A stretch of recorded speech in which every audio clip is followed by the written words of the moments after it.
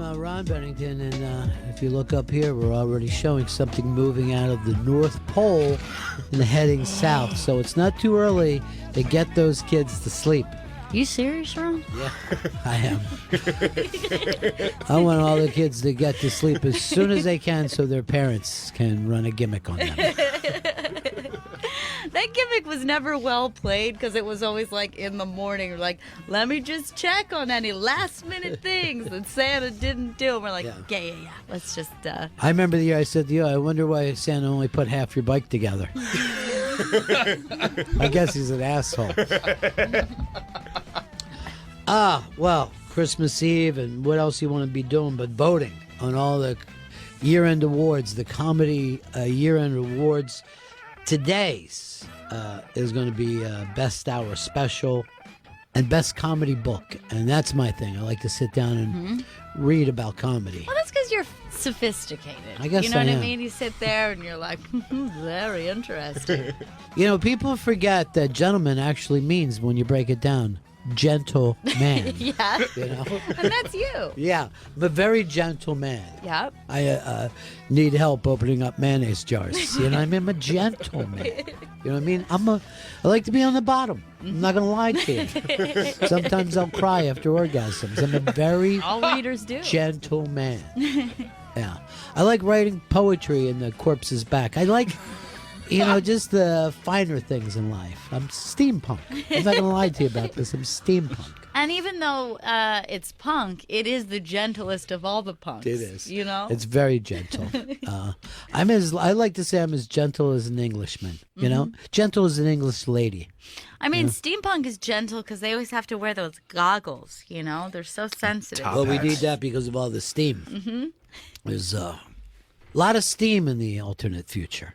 You know, They didn't come up with any decent way of running things. So you can go to the iBang. You bet on Best Hour Special, Best Comedy Book. Also, you can still vote on Comedian of the Year and Movie of the Year, Comedy Movie of the Year. Yeah. Don't forget those. They're up there. Yeah. And I think you can only vote once, right? You can't go back and vote. Go enjoy yourself. Yeah. Who cares? Can you vote once a day? I mean, what is this? You know what I mean? What are we trying to do? Set up a wall for people? I don't know how it all works. I vote as much as I want to, just like I do in the general election. I don't think you're supposed to do that. MAGA! I get the Russian news and they tell me what to do, you know?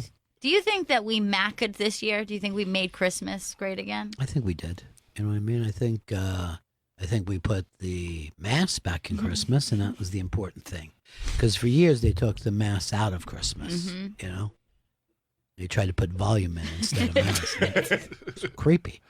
It's actually creepy. I like to put the mange back in manger. Nobody's trying to do that these days. Those poor animals. Oh God. I don't know who said this. Somebody might have said it on their Instagram the other day, but they said that when you look back at, you know, in the manger and all, the shape that the Virgin Mary was, so, you know, just after giving birth, you know what I mean? She looked just stunning. She looked great. Thin. Yeah. She looked really, really good. Yeah. Like a nice glow about her. The thing about the Virgin Mary is she had two sisters, and it says in the Bible, and they were both just crazy obese. You know, I mean, just giant, heavy set women.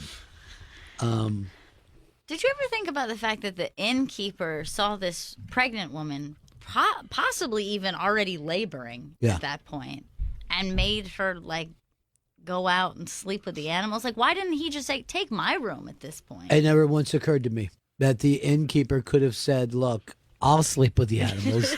You go into my room. That's fucking such a great fucking point. The innkeeper should be hated. You know, forget Judas. The innkeeper is a piece of garbage because they always sold it like the innkeeper was so nice. He didn't have any rooms. And he said, you know what? There's a manger out there. You know how itchy hay is to sleep in? Here's another thing. First of all, why does the innkeeper have a manger? Why, you know, are you a farmer? Are you an innkeeper? Make up your fucking mind. You know? And most people just have one herd of animals. They don't have, oh, here's my camel, here's my goat, here's a duck. Yeah, he's got one of everything at least. Yeah. And then... Who are you, Noah? You're the fucking innkeeper. I guess it was probably like an Airbnb situation. Oh, because it's like always. a farm/inn. Yeah. You know what I mean? This is probably a hipster douchebag. It was hipster. You saw he had a beard and everything. Did you guys try some of this raw milk? So good right now, straight from the teat.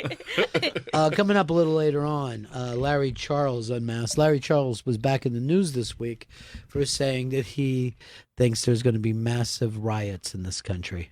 And not a thing that I hope happens, No, Larry. I mean, I think you're a funny guy. I hope you're joking this time. By the way, Larry Charles could have played the innkeeper in the movie that we're doing. Yeah. Why didn't the innkeeper give up his room? It's the name of it.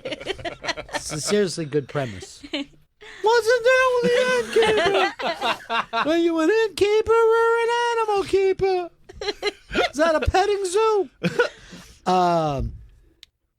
And, you know, Vito has picked out everything that we're running during some of these best stuff. So there's always going to be stuff about Vito in here. Of course, yeah. And he's picked up the Vito highlights. The Chris versus Vito Soda Steam? Soda Stream. I'm Steampunk. sorry, I'm going to read it the way it is. It's Soda Steam. It was such a shitty gift that I just guess I misspelled it because I never loved it. Then When you he must got get a shitty gift every time you send out an email because your spelling is atrocious. That was the big, and you put Xmas, and I'm not, you know what I mean? Like, that's Malcolm X. Okay. And he's the Antichrist. Best hour special today, and best comedy book, and then also go over to the iBang, vote for comedian of the year, vote for movie of the year. It's all going to be Cool in the Gang, but you know, you may also want to go out and do some last minute shopping. I'm not gonna lie to you. Coming up, it's comedians that are going to break through. Have yourself a merry little Christmas. It's Bennington. And now, the funniest comedians working today tell us who they think will be the breakout star of 2020. You can listen to this next comedian on Gas Digital Network. His podcast, No Need for Apologies.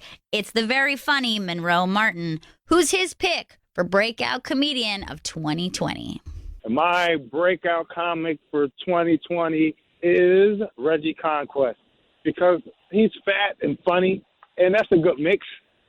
Like, I don't know any fat comics who aren't funny. So if he loses weight, his career is over. So he needs to keep teetering. Reggie Conquest is my guy. Next up, comedian Jared Freed, his podcast, the J Train Podcast. Let's see who he's picking for breakout comedian of 2020. My breakout comedian of 2020, Maddie Weiner.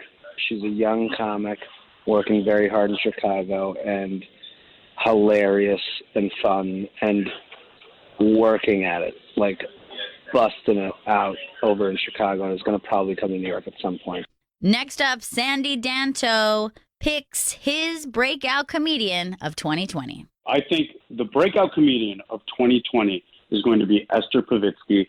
She just taped her Comedy Central special that comes out in 2020. I went to the tapings. She crushed. She's all over your TVs. It's on the new show Dollhouse. She's so funny. She's going to break out in 2020, no doubt. Next up, it's time for the best hour special of 2019. And now, here are your nominees for the 2019 Comedy Special of the Year.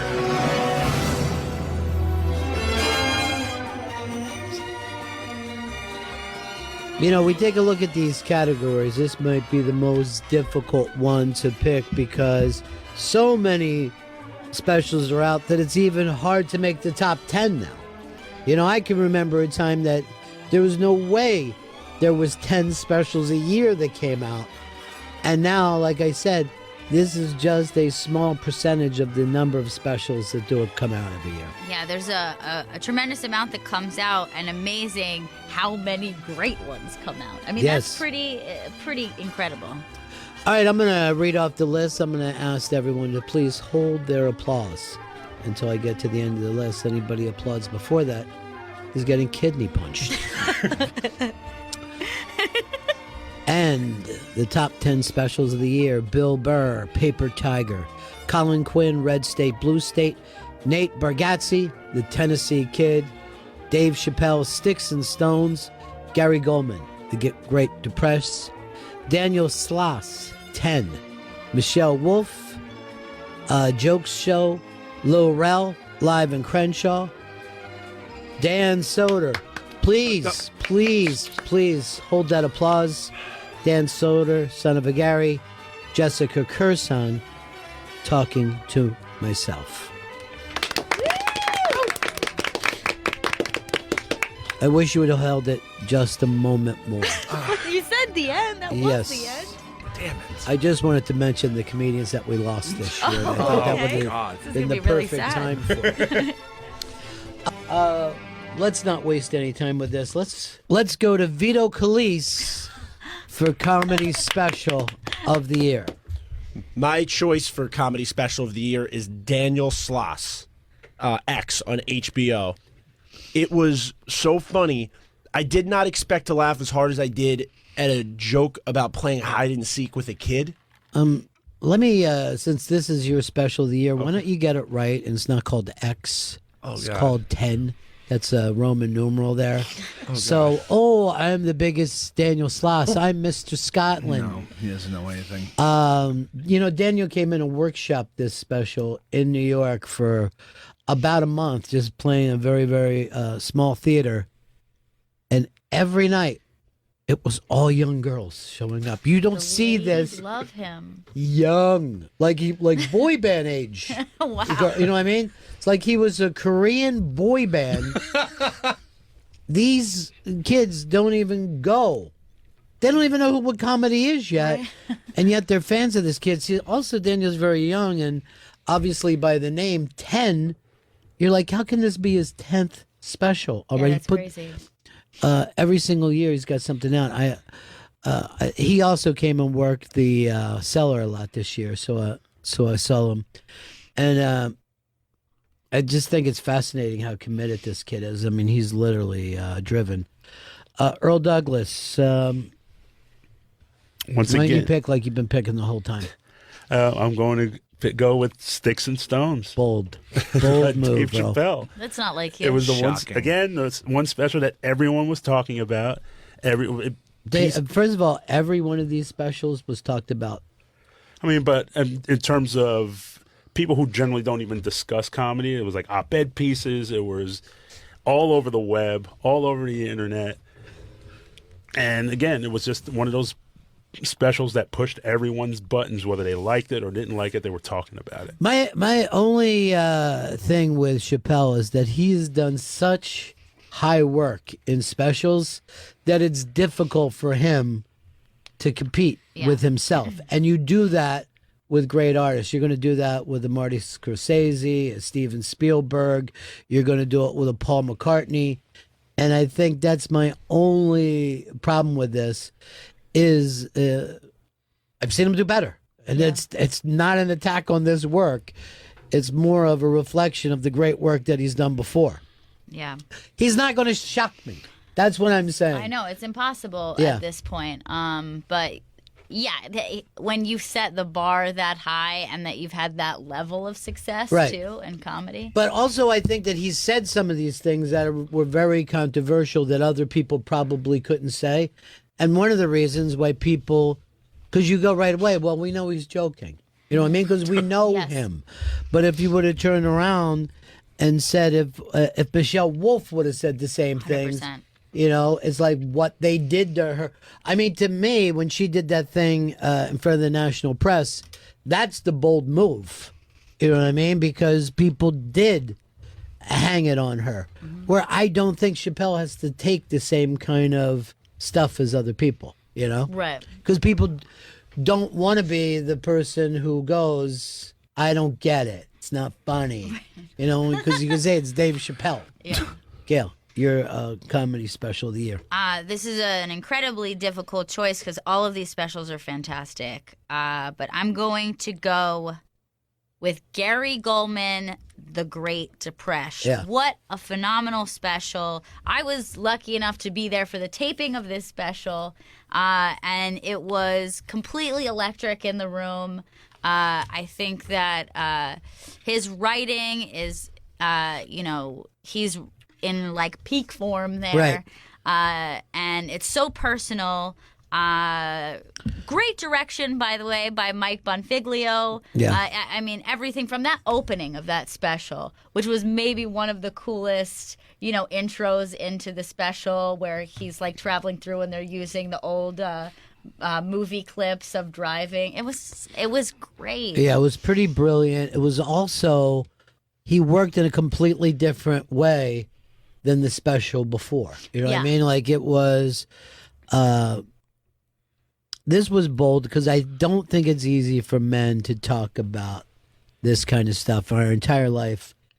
If you're a man, any of this mental illness, depression, anxiety is seen as weakness. You know what I mean? Yeah. And he's kind of turned it around and show that you got to be really tough. You got to really be tough to make it through this kind of stuff. It's also, a little heartbreaking in spots. It is, yeah. And it's also, there's some documentary footage that's peppered throughout that's really incredible. But along with being heartbreaking, it's just also just a really funny, well-written piece of work. That some of the jokes that he said in that special, I'm still thinking about and think about in like reference points to jokes that he made because they were just so smart, like the observation of them. Yeah, it's really, really strong. He's really one of the great comedy writers, I think, of all time. Yeah, really and great. he's also, each special he breaks out more and more. Chris Stanley, your special of the year. My hour special of the year is Colin Quinn, Red State, Blue State. It's another brilliant special from Colin Quinn, and I think it's the most pertinent to this country right now. Oh, pertinent. Yeah. That's right. Oh, I mean, some of these weren't pertinent. trying to be pertinent. To Yeah. I know. the I know. Gary's Great depressed. Depression was very much his old story. I know Yeah. Dave Chappelle's edgy. I know. Chris, who did you pick as your comedian of the year? I picked Bill Burr, Ron.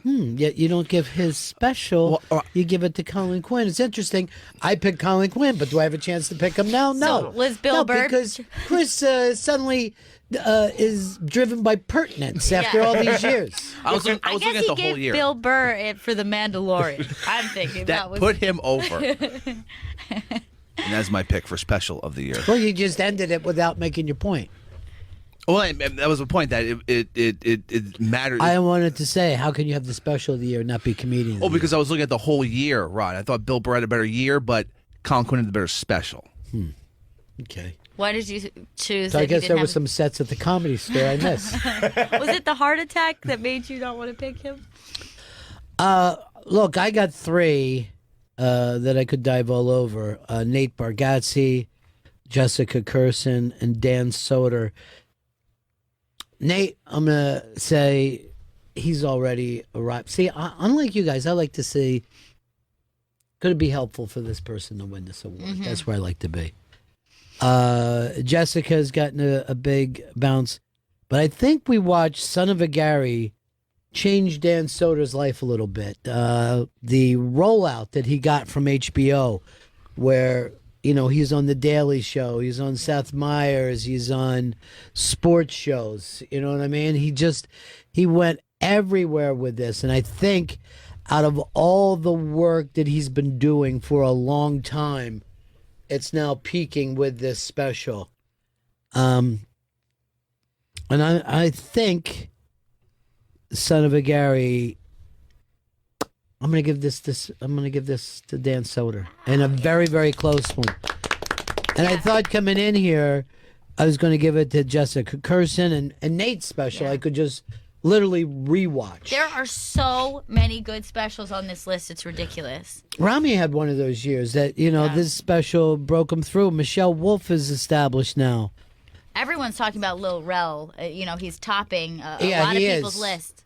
And I thought Earl was going to pick Little Rel for that reason, but I forgot how safe Earl is. I mean, Earl's thing is like picking Stevie Wonder for album of the year. You know what I mean? That's where he just wants to be in the middle of the road. I loved Little Rel's special, but then I said to myself, is it pertinent? You know what I mean? Does it have that pertinent thing that we're all looking for? You have to ask yourself that. That Colin Quinn special is one of my favorite specials of all time. It really stuck with me. There's nothing funnier to me in the whole special than when he walks out the door as if he's dropped the mic. I've never seen someone at the end of their special grab a doorknob and open it up. Yeah, it was a great one. Jessica Kirson too. What a breakout year for her. So incredible. There's no one on earth like Jessica. Let me just say this. Forget what we say. Go to the iBank. You vote. Vote early. Vote often. Anybody think that their special is going to win Special of the Year? Does anybody think? I do. I honestly think that Gary Goldman has a very good chance of winning Special of the Year. Vito? 100% think Daniel Sloss has a great chance. He's not even known in this country. But he's going to be. I know he's going to be, but we're talking about just 2019. voting. Not you trying to be in there and really like, hey. Like, he's very, very new to this country. This could be the thing that just gets him known. I think I got it with Soder. I think the audience out there is just happy to see him do this well. And there was like a laugh every 20 seconds. Yeah. And before we went out to do the MS, he goes, "What did you think?" I go, "Shut up. What did I think?" We already know what happened. I'm not going to sit here and give you a compliment. All right, go to the iBang. Vote for Special of the Year. Also, you can vote for Comedian of the Year. And the thing that you love most of all, that comedy movie. Comedy movie. Yeah, I felt very strongly about my pick. Now let's take a listen to some comedians picking their breakout stand-ups of 2020. And now, the funniest comedians working today tell us who they think will be the breakout star of 2020. All right, let's hear from the incredibly funny Gary Goldman. He's had a huge year. He's a nominee for Comedian of the Year and Best Hour Special. Let's see who he thinks has the hot hand in 2020. My pick for the breakout star of 2020 is Dina Hashem. Hilarious, a singular voice in comedy. Just one of my favorites of all time. Dina Hashem. You heard it here. Next, let's go over to our good buddy Tommy Johnigan. Follow him on Twitter and Instagram at Tommy Johnigan. Who's his pick for Best Comedian of 2020? My breakout comedian in 2020 is Joe List. I picked him to break out before, and he did break out, but I don't think he broke out enough. This guy needs to be more broke, so Joe List 2020. You're not going to want to miss this next comedian in 2020. Creepstour.com for all their dates. It's Rich Voss. Who's he picking for his breakout comedian of 2020? I predict, and I'm always right. Last year, I predicted Jessica Kirson. Go over the tapes. I predicted her. She's blowing up. This year, I'm going to have to go with the Creeps with Kids tour. That's going to blow up this year. The Creeps with Kids tour. Now, if I have to go with a comic, and this seems like I'm saying this because she's sitting right next to me, but Bonnie McFarlane is definitely going to blow up this year. I have inside information. So I'm just saying, I'm not saying it because she's next to me and we live together, we sleep together, and we eat together. I'm saying it because I have inside info. So that's my, you always want me to say some young comic and this and that. That doesn't happen. They're not ready. It's always a seasoned comic that's going to blow up. So the Creeps with Kids tour, Bonnie McFarlane, there you have it. Rich Voss, his new CD coming out, When I Saw Hamilton. And coming up, it's the category for Best Comedy Book of 2019. And now, Here are your nominees for the 2019 Book Written by a Comedian of the Year.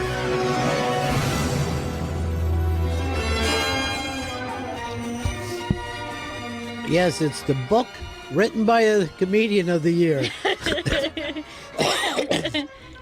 That's not too awkward of a title. Once again, I'm going to ask everybody to please hold their applause until we get the end of this list. The League of Extraordinary Funny Women, 50 Trailblazers of Comedy, Tall Tales and Wee Stories, Dear Girls, Nice Try, Stories of the Best Intentions, Little Weirds, it's Gary Shandling's book, When Life Gives You Pears, Medallion Status, Small Doses, and Funny Man.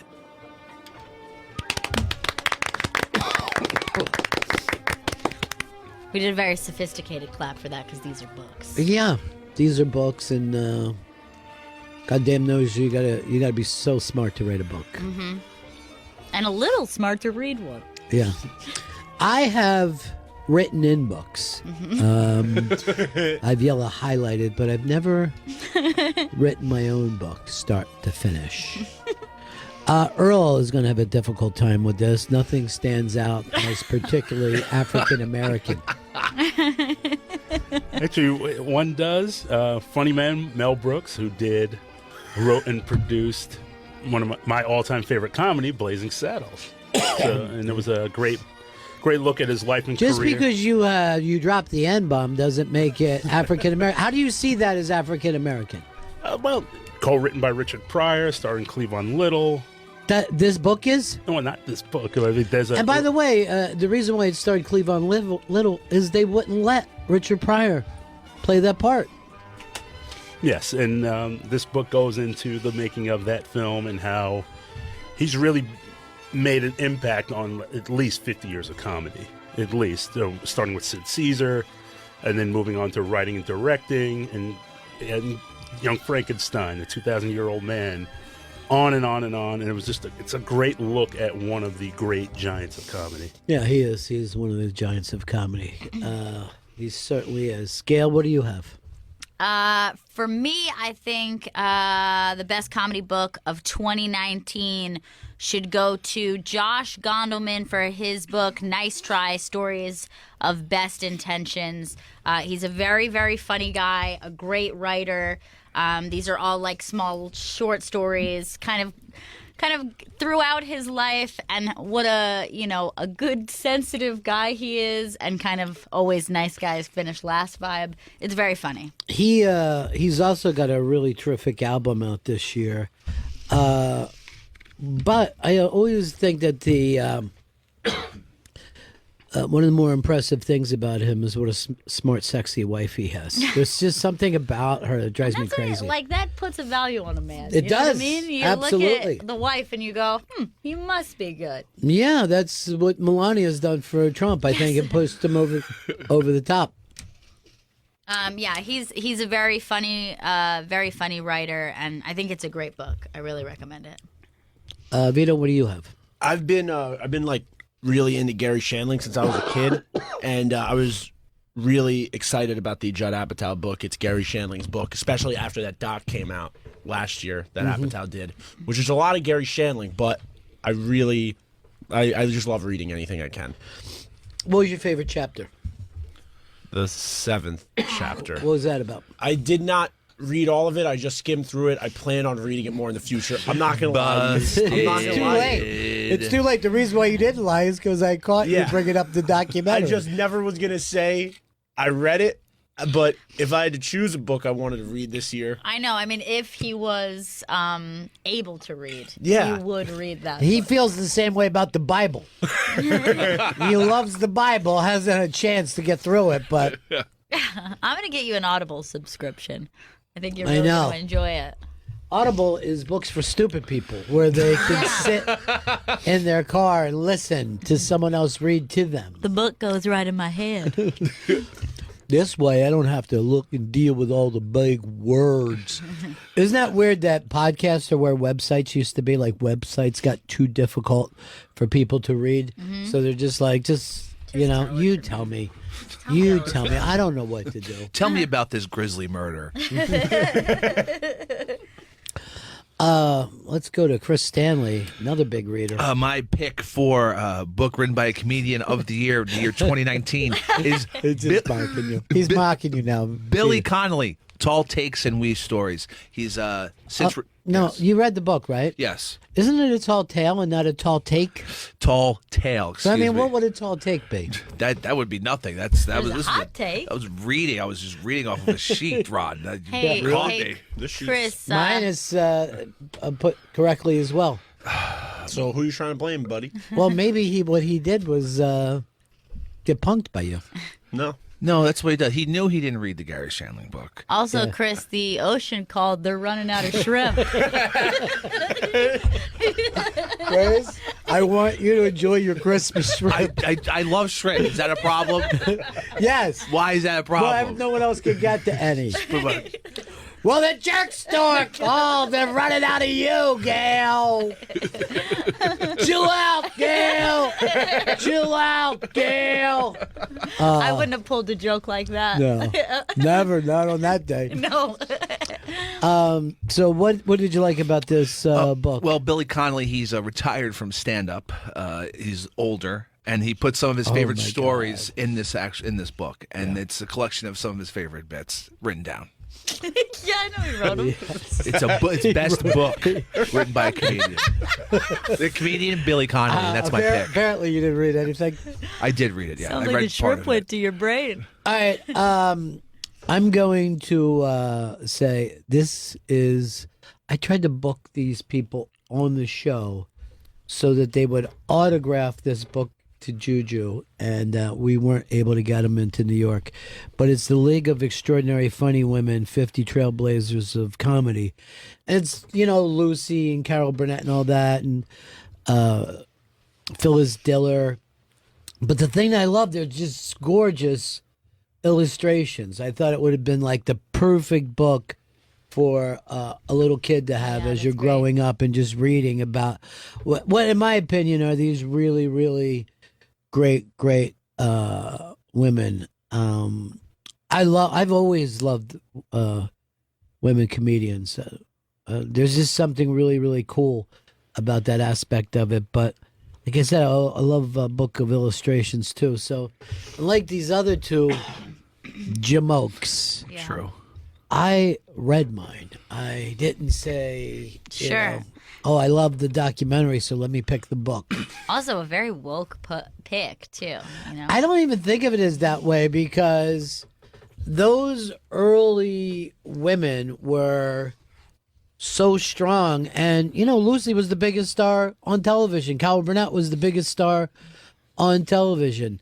The list of those women, like when I was a kid, I'm sure none of you guys even remember it, but Toadie Fields was maybe my favorite comic. She was so mean.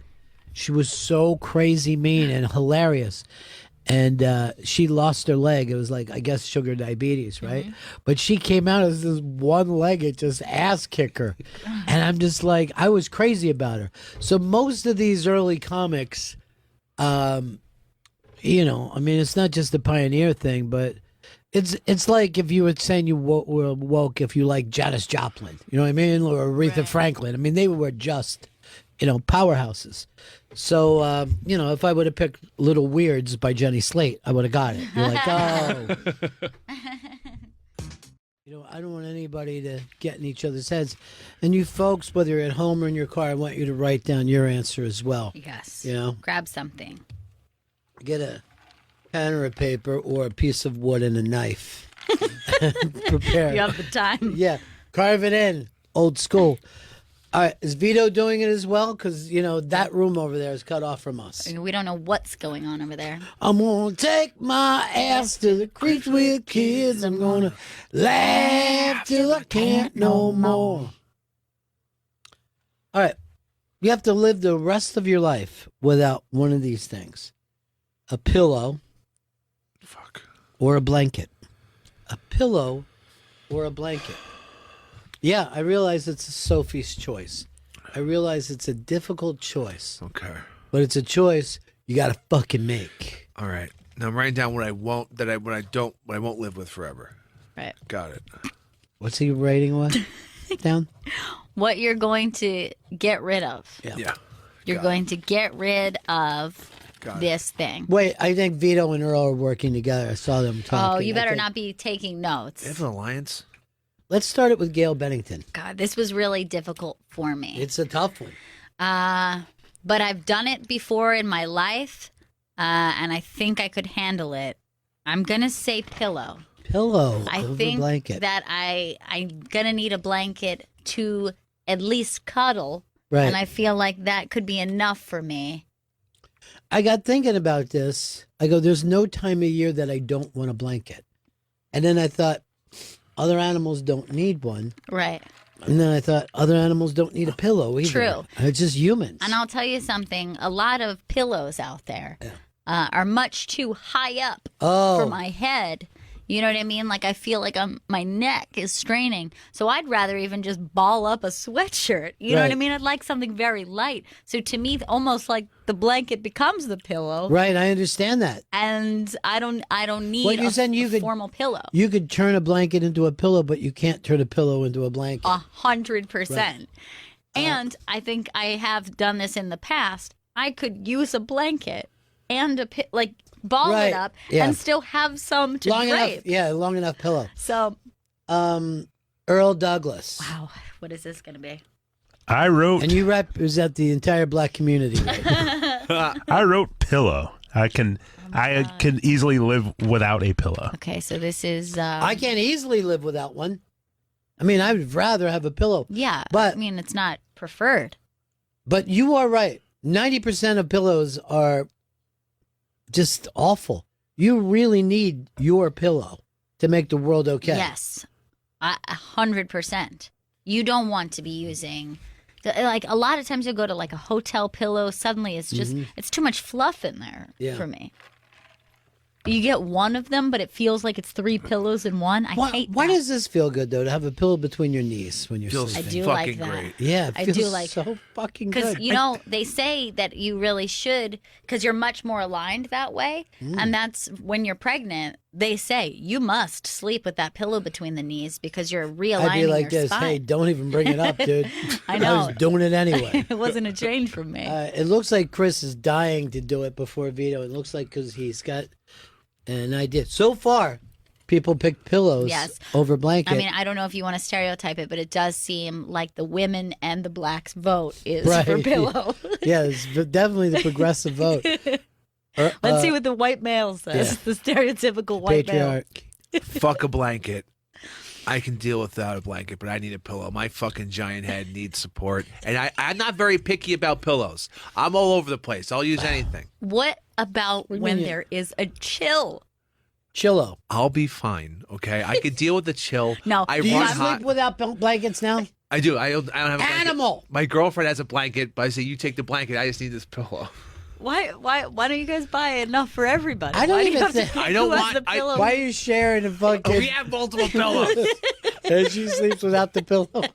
You sleep without the blanket. We're not hobos. They're so poor. It's so sad. Now I'm going to say this, Chris. Yeah. I don't think I could lay down next to somebody without a blanket. I would be looking over and go, "Oh, I better put some of this blanket in the middle of the night."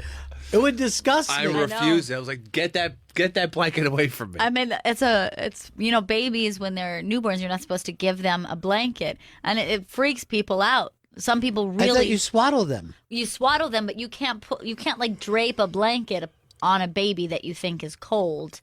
It's like they'll suffocate or something. So like they don't trust it. See, I think the blanket is an adult form of swaddling. I think we're acting like, I'm safe now. Yeah. But I also think if you're wearing a blanket, right? Yeah. Bug is going to crawl over a blanket. But a fucking bug is going to crawl across you, big head pillow man. You know what I mean? You're disgusting. It's a protective film. I know why. Chris lost his virginity to a pillow. And now Double I speak. think that's his girlfriend. I've fucked pillows before. It's fine, but Every fucking human has fucked a pillow, male and female. All right, we're going to come back to your deeper issues. Yeah. good. But it's 2-1 right now, and who knows whether we're going to go straight tie or a 3-1 romp. Vito. I would give up the blanket. I don't sleep with a blanket as it is. I sweat profusely in my sleep. Oh my God. The patriarchy. 2-2. This is nuts to me, man. We're pillow pals, me and. I mean, You guys are a lot alike, except for one of you got in shape. It really ruined out. And it was me. Everything that we had for this fucking show. I know. Remember you know? how much fun we would have when guests would come in and Yeah. go, "Whoa, look at Fuck, the twins." man. I resent him for it. They're Ryan. both fat. Both of them are fat. And it made people more comfortable to call us fat too. 'Cause Yeah. we're both fat. Now they go, one of those guys is you know what.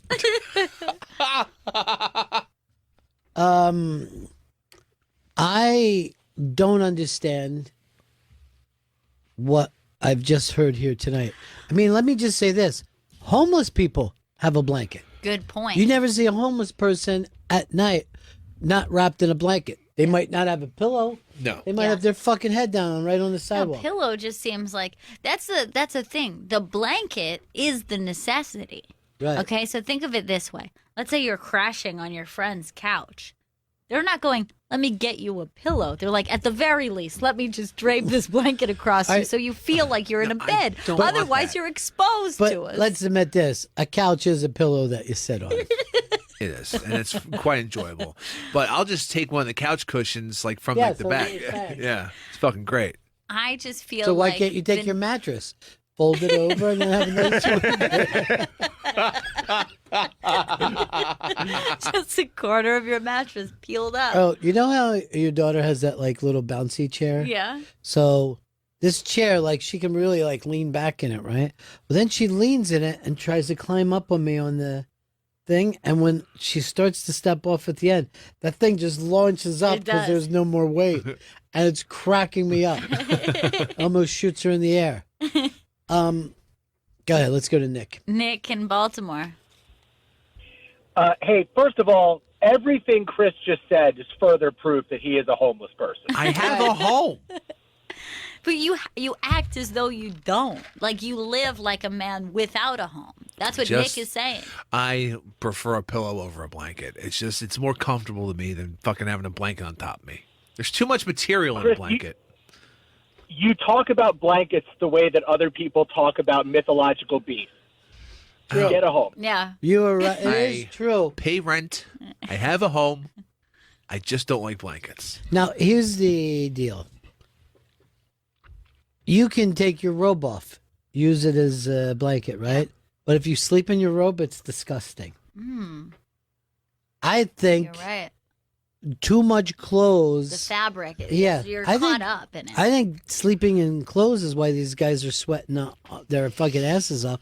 I think that if they slept naked with a nice light blanket, even to try it with a sheet, put a sheet over yourself instead of filthy. I have a feeling that they both sleep in their jeans and Ew. hats. Look, Can I just say occasionally this? I do. No jeans in bed, no matter what.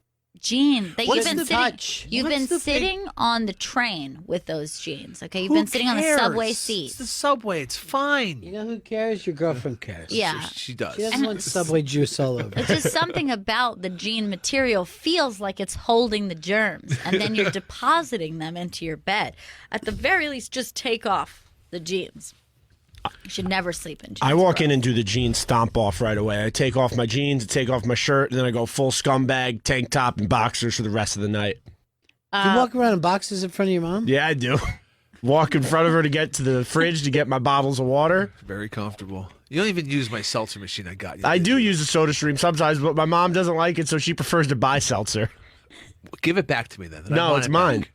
It was a gift, Chris. He Whether doesn't use it. I somebody use it. who likes or doesn't like their gift, you can't take back a gift. You just can't. It seems bad that he's not using it. Yeah, I mean, if he doesn't fucking want it and you don't fucking want to use it, he can give it back to me. He I said like he likes seltzer. it.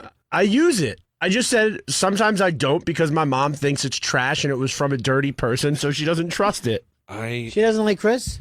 She likes Chris, but she's kind of put off by like stuff that came from him because she's like, what did he touch before he handed this to us? Dirty. What the fuck, Leslie? All the nice shit I say, the things I get your son, like a soda stream, and you're gonna fucking say you named it's the one dirty? thing we were just talking about. You can't say all the nice things. What did you get him the soda stream for his birthday? Christmas. Because he wouldn't shut the fuck up for 3 months about his soda stream and how much he likes seltzer. So I gave him the fucking thing as a fucking gesture great dad, of what by a the nice fucking guy I am. And he fucking doesn't even use it. And his mother lies about me and fucking spreads shit around too. So fucking Vito and Leslie can go fucking screw off. What's my mom's lie? That you're dirty? Wait, let's just stop for a second. Yeah. Chris, I want to point out that you said I wanted to buy him something so he could see what a nice guy I am. It's really weird. All right, Trump. You see now, fucker? I guess it was a shitty soda stream, though. Yeah, it was the bottom tier one, Ron. It doesn't even plug into the wall. Oh, fuck you. Why not? Because it's the cheap one. It costs like $15. There's $60 models. There's $80 models. I have one of the nice At ones. least $60 for that, if I can remember. What? Pesos? Bro, fuck you. You're never getting a fucking thing from me again. Oh, You're I'm never trash going to the get a fucking- bottom tier level product from you again. Oh, fuck you. What are you going to get me? One of those toasters at Rite Aid by the checkout counter? Grateful fuck. By the way, if we open up a store called Bottom Tiers, That's where I and get then, my you know underwear. what? We could have we'll have interns and we'll call them the Bottom Tiers Volunteers. It'd be really fun. And Chris Welcome to Bottom Tiers. Who are you regifting for? Are you feeling sorry, Chris? My feelings are crushed, Ron. And I normally don't feel a lot, but now I feel really It is bad. kind of an awful thing to say that present that you gave me is shitty and it's bottom tier, and I don't care how you feel about it. Yeah, because he doesn't. Because he lost weight, so now he feels he can push around You know fat what's crushed, people. Ron? I'm crushing. I'm not crushing seltzers right now because of this shitty machine. He didn't could even be, give me though. flavor packs. He didn't give me a CO2 cartridge. Are you Are you listening kidding? Okay, can I tell you this? to this I know. child screaming I'm things? to tell you something. When I actually did once gift a soda stream to someone, Yeah. and you should have saw the basket that went with it. I mean, I got all the juices for it. I got everything, all the nice little things, and I made a nice basket, and it went with the top tier soda machine. So here's what I'm saying. Who'd you give it to? I gave it to my husband. Oh, Yeah. Fuck too Soda likes- Stream and their tiers and their fucking flavors. It's a shitty company and a shitty product. So wait, you're admitting you gave me a shitty gift? No, I don't know. There's fucking flavor packets that are expected to come with the fucking thing. how did Flavor packets. Gail figure it out? I don't researched the product as he said, "Oh man, I love seltzer so much. You ever see those ones that you can make unlimited seltzer at home?" And I thought about it. Yeah. I kept it in my mind. Did a little research, and I made it very nice. It was a Is nice he still spread. using it and He still is. enjoying it? Yeah, Jealous. still does. Why don't you come over and have one day? I might. Look, You should. You guys should have a big fucking seltzer party. You should see the presentation. Why he don't you had. have a big lemon party? they would. I can't wait. The presentation of this gift, Ron, it still had the shipping label on the box. It wasn't wrapped. Fuck you, Vito. You don't give a shit about those things. This you is- lying fuck. It's just strange that today I took a picture inside my fridge because my baby enjoys crawling inside of it anytime I open it.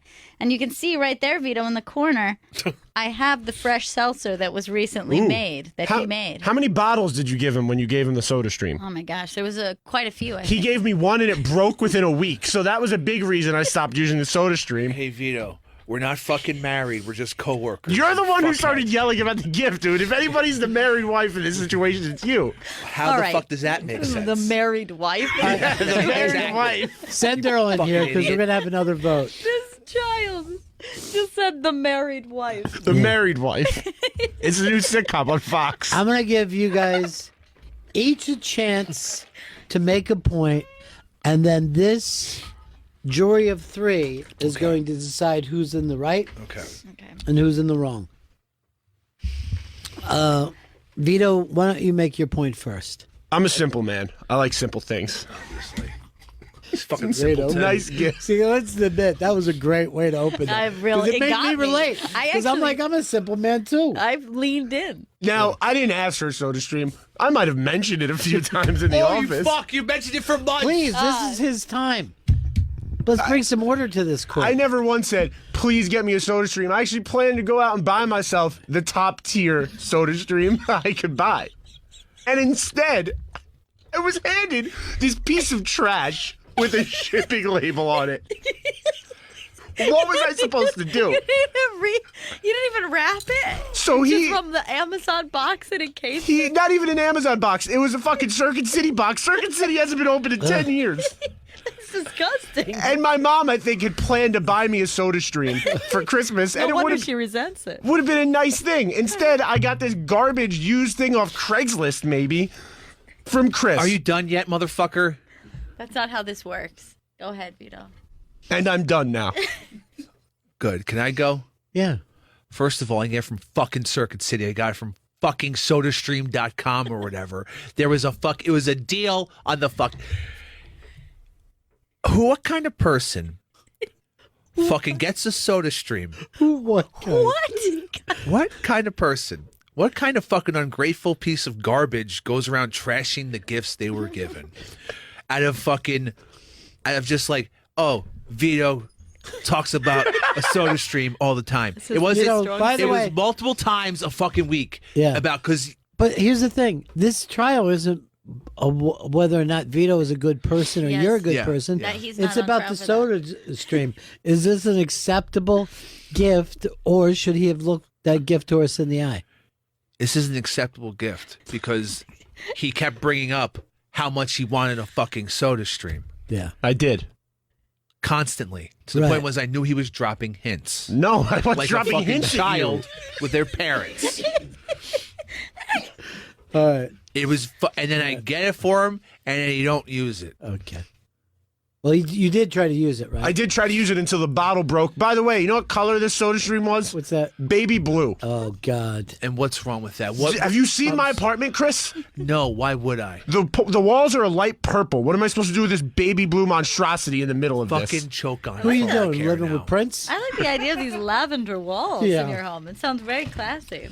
All right, Earl, which way are you leaning on this? You won't be voting yet. Because I think it comes down to a couple things. I mean, did Vito get an unacceptable gift or not? And did Chris give something that was underwhelming? He did mention getting a Soda Stream multiple times. Mm-hmm. Thank you. And Chris, out of the kindness of his heart, got him a Soda Stream. And now, I don't know what the quality of what is that or that, but the idea that he even went out of his way to get it. All right, but here's the thing. Let's suppose you're saying I'm horny, right? And somebody brings in a big, fat, one-legged fucking buck tooth. You know what I'm saying? You could be like, hey, I got you a woman. Stop your bitching. Yeah, this is true. Now, the quality of it was questionable, and he did get, I remember Vito getting very frustrated with, a couple of times he tried to make it and it wouldn't work.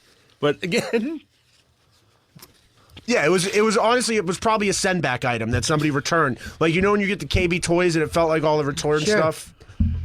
Yeah, what do you think? I think that when you compare it to the way that somebody really cares about someone when they give them a gift, I think that you'll see that very little effort was given. And the idea that Chris thinks that he could claim to be able to get this item back is insane to me.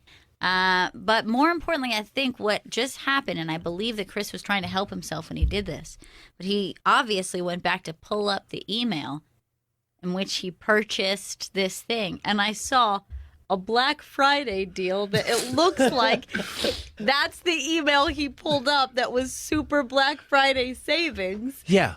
And it looks Let's take like a look at the Black Friday email. You never should have brought this up. I mean, I think you thought that this would be a good idea. Now, when you first pulled the email up, that's what you opened. Is your last chance to get these on super sale Black Friday gift. You couldn't even go for me? What is there? Are there Soda Stream stores? I don't fucking You couldn't know. even do a doorbuster sale? What does that even mean? It's Black Friday. Why would I pay full price when I could pay No, less? a doorbuster sale is where you show up at midnight and you get in there first, Chris. You bought him his present a full month in advance? Yeah, and sat on it. Yeah. See, this makes me think he was buying it for anyone. He wasn't sure who he was going to give it to. He's like, maybe Ron, maybe Gail. I don't know who'd like a soda stream. And then you heard him mention it and go, I'll just give this to Vito because it was probably so inexpensive. Maybe I heard those big fingers typing away. I saw a soda stream purchase and I started dropping hints that I want His one. fingers are very large. When he types, everyone can hear it. Why would I do my You black? can hear the letters that he's hitting. All right, so Earl, which way do you vote? I am going to vote Chris. Ooh, nice, Chris. Unexpected, but I Gail? appreciate it. I will be voting Vito because of his opening statements. Fuck, Gail. So the Simple Man thing. Yeah, he the did Simple put Man his really good. statement better than you, Chris. I mean, You you're were screaming. cursing. and- I'm filled with anger, Ron, because I've been disrespected yet again. And you know that's never this good in time, the court. And this time by Leslie, Vito's mother, as well. That So woman's a I saint. that's that woman fucking is a saint. that's fucking anger. Look, I gave a nice, calm opening statement. You came in sounded like Pacino in Injustice for All. You madman. That's a good thing. He's a great actor. She's got a great big ass. Look, me and my mom just don't like taking things from dirty people. I mean, You guys I have can sex with each understand other. You're the dirty ones. You commit incest every single night.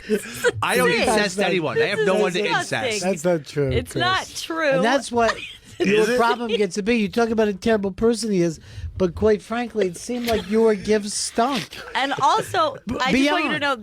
know someone who was on your side, Earl, was just gagging at the description. He gags at whatever. So what? Incest sex, Earl. I think a lot of what's going on with you right now is the cold. I Maybe. just don't think you feel good. Kinda not. But also I'm being attacked. I would get you a nice seltzer, but why bother? Well, there's no soda stream here. We just got cans of Schweppes. What's wrong with that?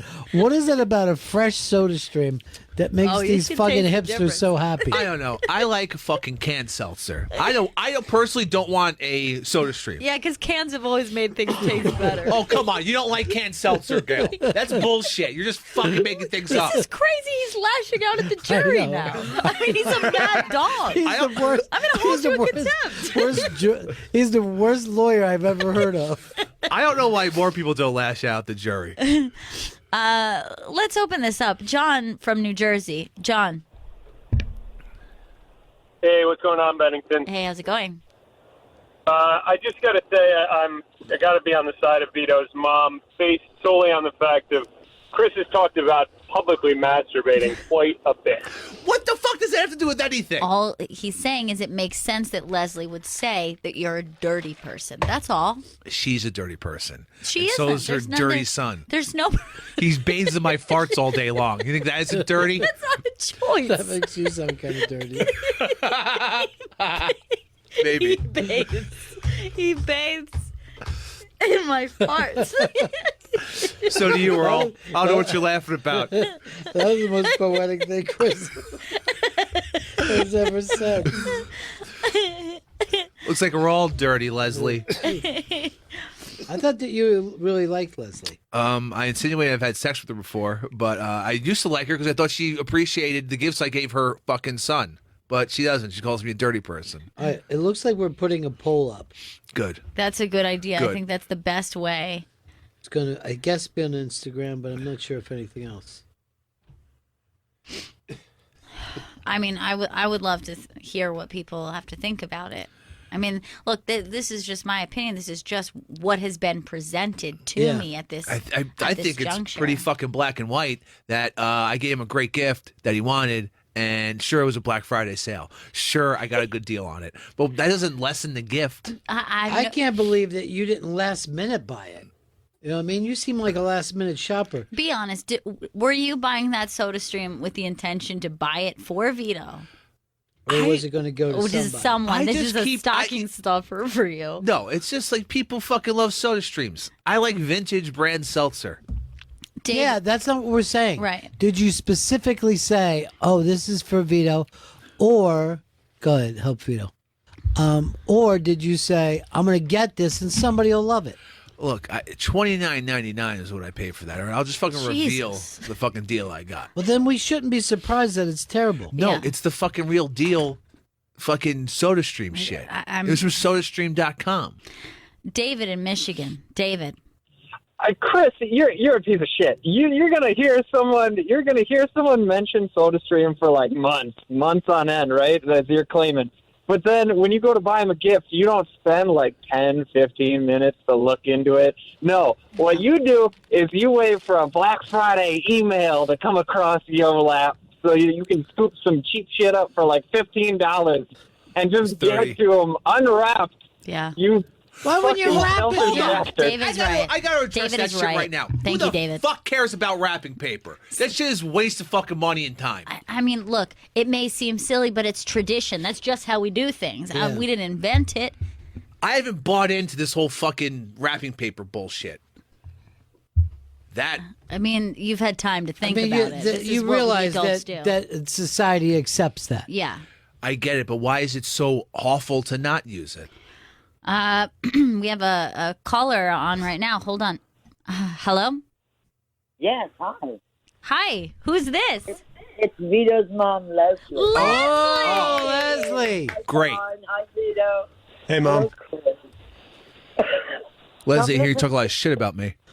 Now, listen to me. I'm listening to the show, and I love the show, and I hear you putting me down. So I'm calling you to tell you, all right? What? What is your problem? Yeah, what's your problem? What's your major malfunction? No. What is your problem? No. What is your problem? Leslie, I don't got a problem until I hear you call me fucking dirty all the time. I heard you curse me, so I called the studio. And your scumbag son, no offense. Oh, my God. Don't even go there. Don't go there, Chris. go there, Chris. Leslie, Cross the line. Leslie, he's telling me you call me a dirty person and that you don't care about the gifts I give your son. So you know what? I'm going to start talking shit then. Oh, my God. Yeah. I love you, Chris Stanley, but this is war. Leslie, I'm not dirty.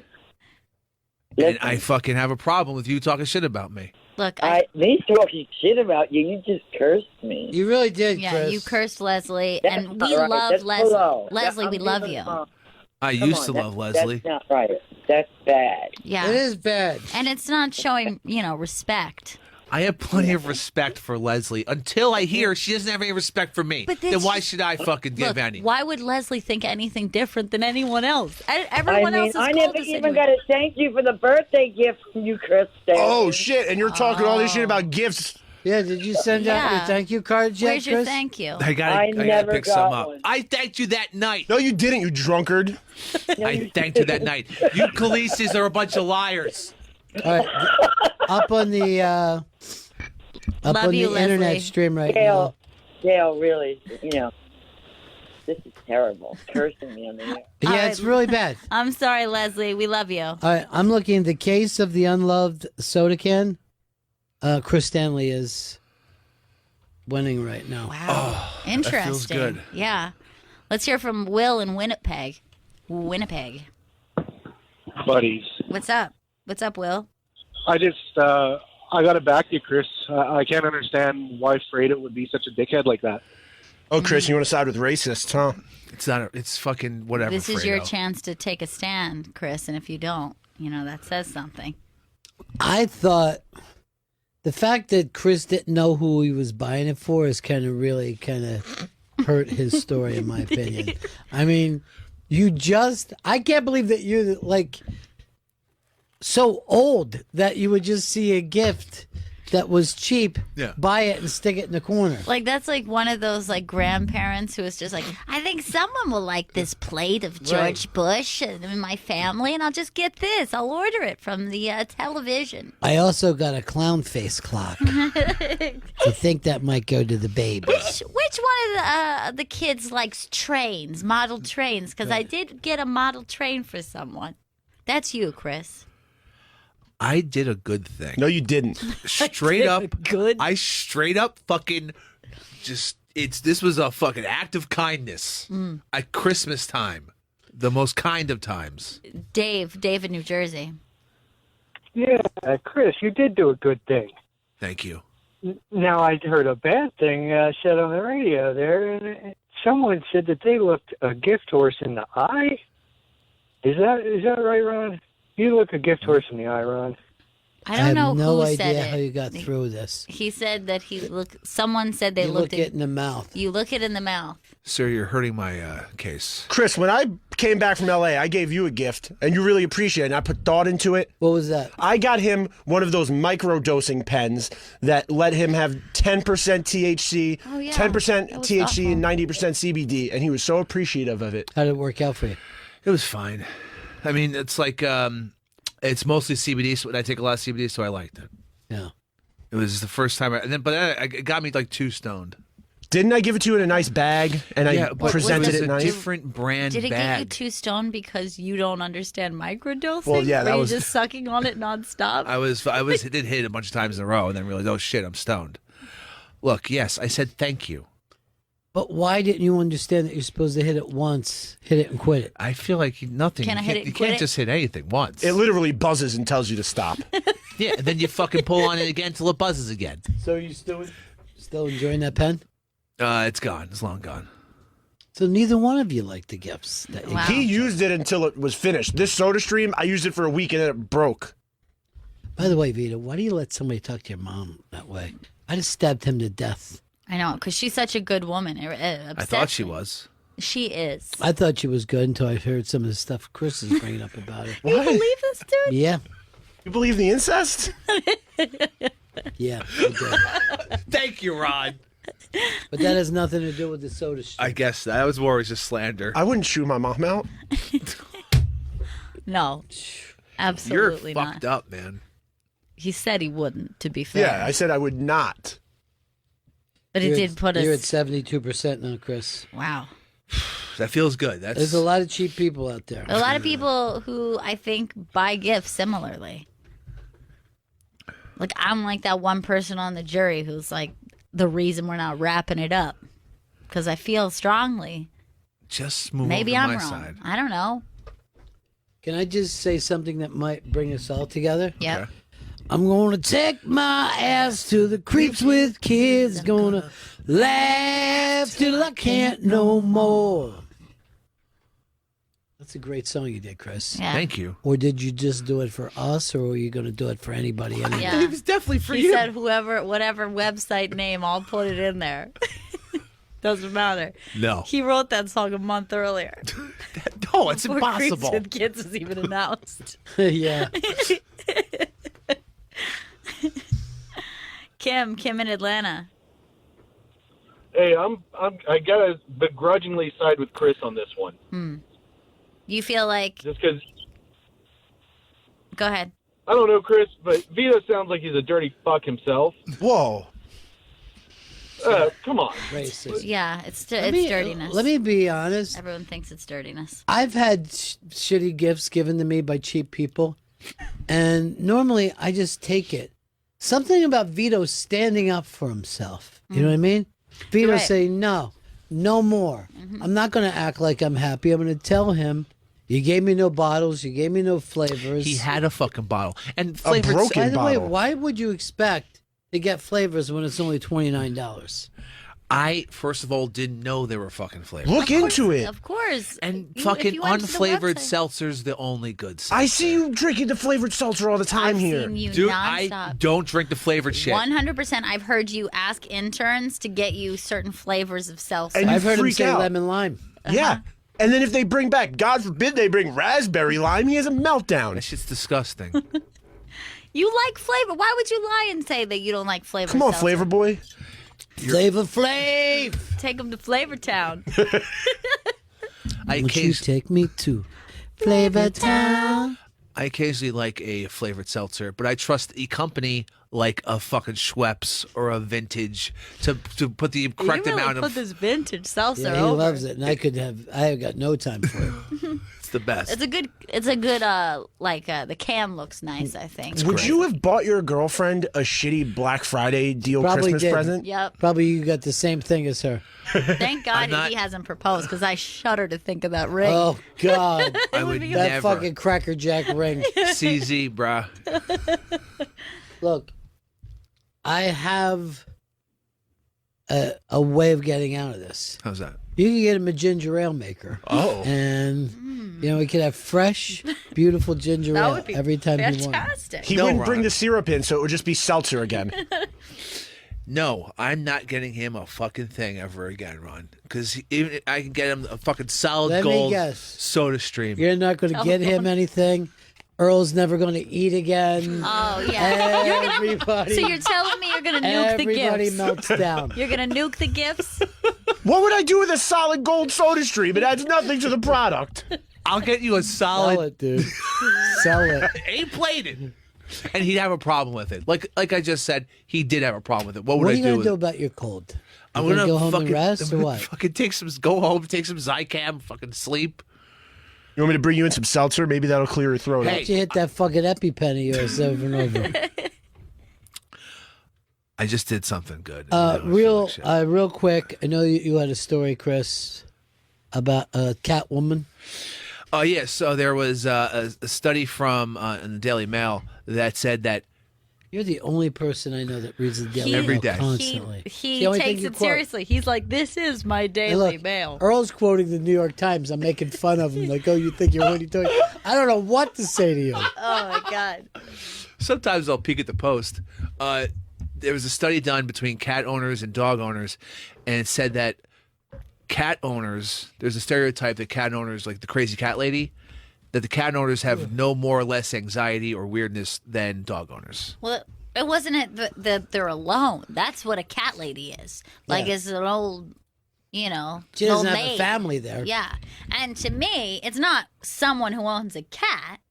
The stereotype is a crazy amount of cats. So Right. it's like the more cats you have, the less likely you are to make human connection. I think that's the stereotype. I mean, who are you more likely to judge? A cat person or a dog person? Cat. Because Yeah. it seems like, okay, here's why. Because I feel like the people who enjoy the cat over the dog, what they like about cats is not something you'd like about in a person. You know what I mean? They're like, oh, dogs are so needy. They need your friendship and your love. I like this cat. It treats me like shit and it barely even knows I'm here. It's like, if that was a human person, I wouldn't enjoy being around a cat. But also, I'm thinking this as well. A cat person seems like they couldn't take care of a dog. You know what I mean? Like they don't have the energy and the commitment Yeah. and the drive They have the to have a dog. But they're like, I'd like to have an animal here. Right. You That's know? a good point. And I think that a cat, you know, sometimes a dog could be lazy and a dog likes to be at home, but dogs also are for like people who like to go out and we go for walks and we go on a hike together. Right. A cat person is always an inside person and it Yes. makes you feel like they're a loner. You Yeah. know what I mean? They're like, I prefer to stay home and binge Netflix with my cat than I would to go out to the park. And Yeah, they take a smoke run. indoors. Right. Cat people smoke indoors. Chris, you're a cat person, right? I am a cat person. Well, you yes. gave out a shitty seltzer gift. And that says everything. My great gift to Vito has nothing to do with the fact that I like cats. You love cats. I love cats, yeah. Yeah. You're cats first and foremost. Yeah. I'm going to guess everybody else here is a dog person. Earl? I'm a cat person. Dogs hate me. I don't know why they hate me. No, that's a made up thing. People It is say a that. made up thing. Yeah.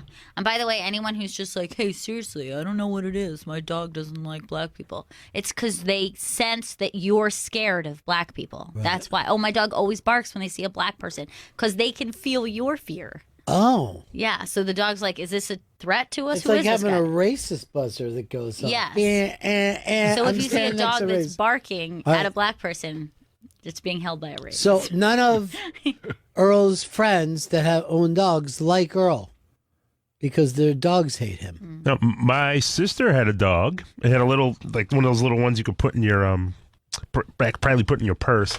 I always offered that dog food, and he would eat the food and then bite and snip at me the second the Was food that was the gone. only dog you've had trouble with, though, Earl? I've had trouble with dogs from. He has trouble with dogs. He has trouble with women. Yeah. You know what I mean? Interesting. You can't date either one. I'm gonna tell you this right now. My dog would love you, Earl. I know she would love you. You know who her dog loves most in the world? You're looking right at him. Yep. Ronnie Her B. actual favorite person. It's insane. Literally, she like Elvis came in. acts like this with no one else. She might be happy to see someone give a little wag of the tail. She loses her mind. She does. When he comes over. That's going to get her some extra back scratches. Come up on the couch. I'll scratch your back for a while. But does the cat ever go crazy for somebody when they come over? If I saw a cat going crazy when I walked in, I would think rabies. You know what I mean? Like I would. That's not even a normal behavior. I've had a friend for 7 years, never saw his cat once. And then sometimes this is all you're going to get out of the cat. Like, this is the door. And that's if a murder was going on. If somebody was like murdered, someone here. Yeah, they'd they're be different. looking at the other. I have a friend. Him and his husband have 3 cats. Okay, I've never seen. You would think 3 cats. That's a lot of cats. Yeah. I've never seen. Maybe I've seen one at one time, but I've never seen. It's not like 3 cats are just roaming around interacting with us. We come over. It's like there's no cats live there. Yeah. Well, you know what? I mean, there are, I think they said 300,000 cats that live in Manhattan. I've never fucking seen one of them. Not one. There's 500,000 dogs, and I've seen every goddamn one of them. And I've seen them shit, and I've seen them piss. Cats are like old Jewish ladies. Like, they stay in their apartment. And they look down through the blinds of people. What's happening? What's out there? Someone being raped? Look like they got a couch. Meow, meow, couch, meow, meow. Peace, dude. Peace, Ron. Peace, man. Chris, you and Vito's fight today had me laughing like a fucking child. Yeah. Well, you're on my side. I guess we never really are It going to doesn't find out who's matter. right. Just doesn't matter as long as you two keep fighting with each other. I mean, the more that you hear it, they both seem wrong in their own ways. Yeah, you know what? Everything about being mean to somebody who gives you a gift would normally turn me against Vito, but the backlash, the blowback that he got from Chris, down to attacking his mom, right to her face. Yes, and accusing them of incest, which is a very strange reaction to anything.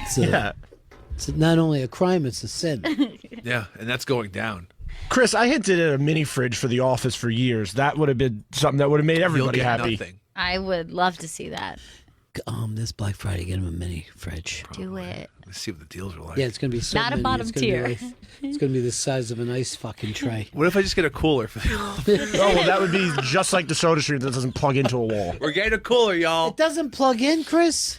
I don't know. I didn't open it up and You fuck don't with know it. because you didn't do any research because you don't care about giving gifts. You fucking dick. You're big and jolly like Santa Claus, but you're nothing like him. I'm not jolly at all. Sorry, I just meant Sure, I'm red. fat. I would say this. It should plug in, dude. What does it say? Double A's? That not get you batteries? That's the problem. I'm sure there's a charging station for it. It's 2019. He gave me a lighter and claimed it was a toaster last year. That's a lie. Look what we got. We got a Jenny. Yeah. Earl's been through a traumatic time lately. We asked him to find out if you guys could build out something. Actually, he told us. We didn't even come up with it, but, like a little set thing. And he came back with the most Spinal Tap moment ever where he had the dimensions. Then he said he wrote down everything he said, but he didn't have it with him. It was at home. And then he came up with a figure where it would cost a lot. Who did you talk to, Earl? I spoke with Vic. Then there's fact in issue number 1. Why wouldn't you go to Johnny? Because last time I checked, I was the boss, not anyone else. This is true. That is my fault. Oh, I'll let him get the same thing that I normally get. That quick appreciation thing. Because after we got it Friday, then he came back with this information today. Really? Yeah. He's pulling out a notebook. I have it here. He's just looking, and then I see him putting the notebook away. I go, "Why are you putting the notebook away? You didn't give me any of the fucking price." He goes, "It's a lot, Ron." I go, "What is a lot? There's budgets." He just shook his head and said a lot. He spoke with a guy who had as much to do with it as, I'd say, I don't know, Ronald Reagan. Oh, and here's another thing, Johnny. What do you think the height is from your stage to the ceiling? It's 15 feet. Earl told me 8. He said 8 feet. We're like, Earl, this fucking office is 8 feet. It's definitely not. I mean, I've been on that stage. There's no way it's 8 feet. No. 15. Actually, 15.3 to be exact. Ooh. I bet Vic doesn't have that kind of info. He thinks it's 8 feet. Yeah. You know what he was thinking of? A caterpillar. That has 8 feet.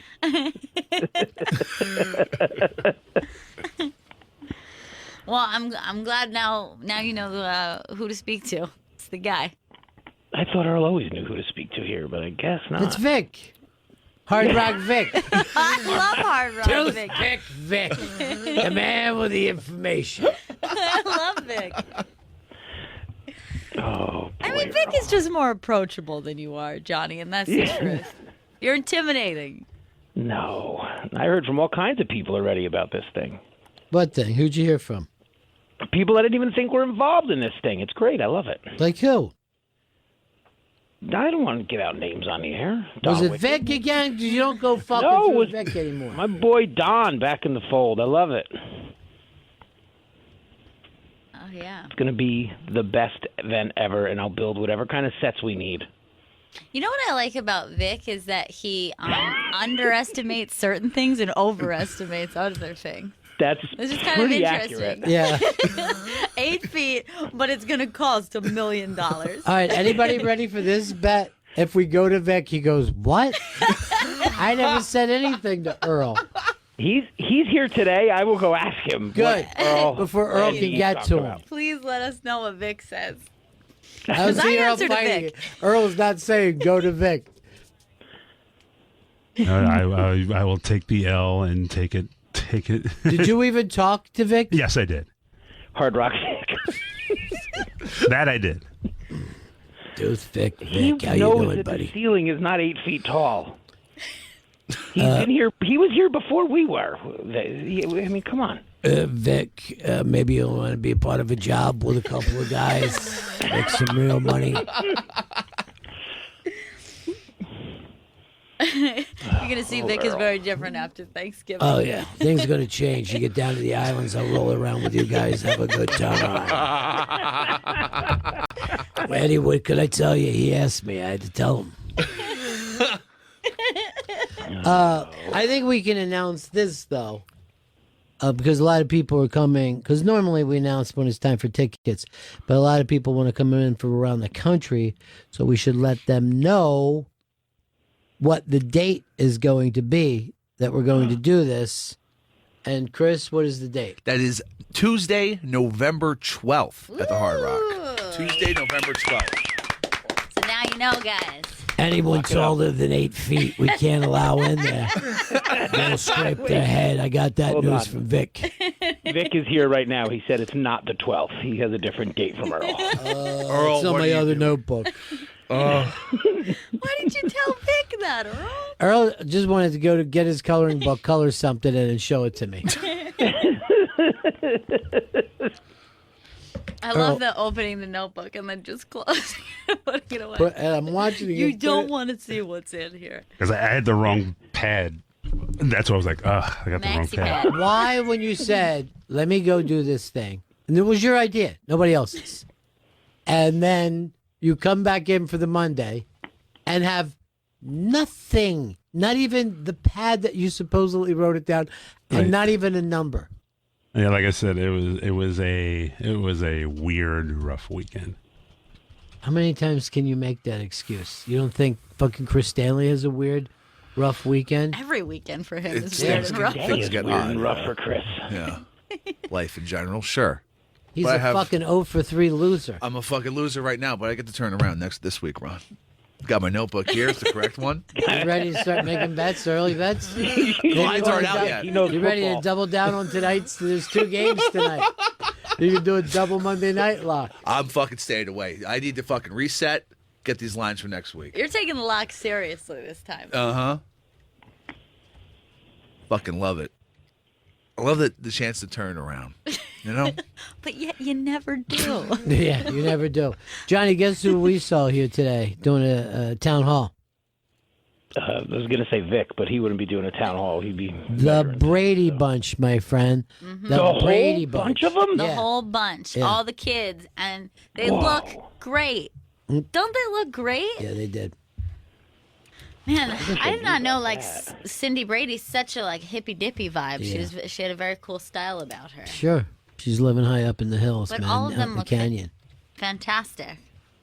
Who's Could your you favorite? tell who all of them were? Gosh. Is it still, do they all look the same? Yeah, enough. I've always liked Peter and Marcia. Marcia looks fantastic. She was always my favorite. Peter I liked until he was on that show with his wife, and he was just too mean to her. Remember, he was with that much younger model. Yeah, I forgot like about that 10 years show. aw or Yeah. so, and he was just mean to her all the time. Oh, that's terrible. I didn't see it. So I'm just going on Little Peter. No jokes. That's a problem he has. That's what his wife was calling him.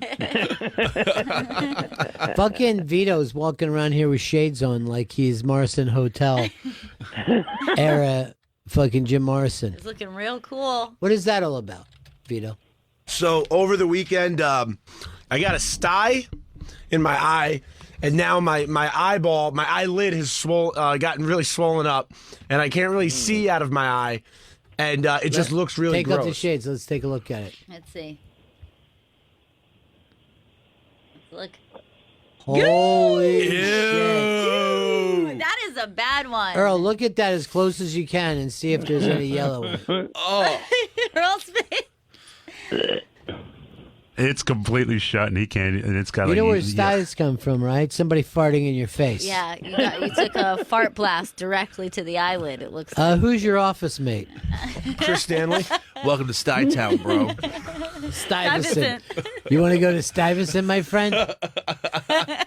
Dude, why would you come in with that thing? It's not contagious. It's not pink eye. It's just a sty. Let me pop it. I have some natural remedies for you, Vito. I would love some because I don't like this. It's really uncomfortable. I'm gonna tell you the 3 things: black tea bags, apple cider vinegar, which burns a lot, but it works really well, This sounds and delicious so far.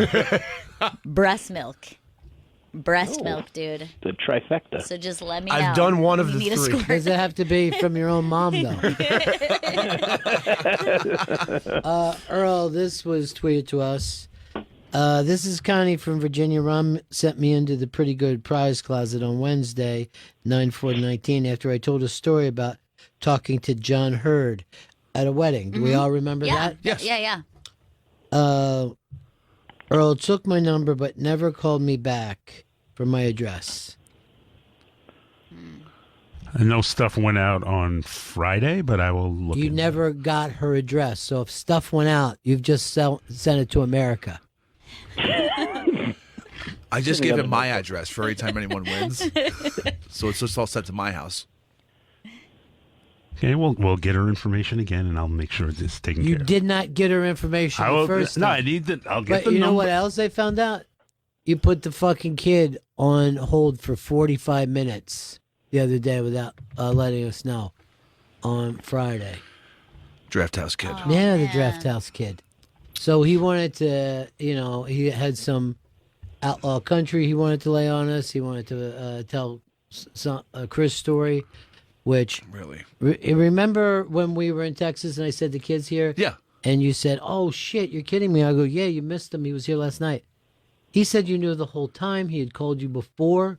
I he don't went to remember this Texas. at all. I don't know why he's making And then shit he up. also said, I knew Chris was going to break up with his girlfriend because he used to bitch to me about her all the time. That is fucking crazy. I don't bitch about anyone to nobody. Did you tell Earl just to put him on hold and not put him on with No, us? I Is that did what you not. did? Then why would Earl do that Yeah. to the fucking legendary draft house kid?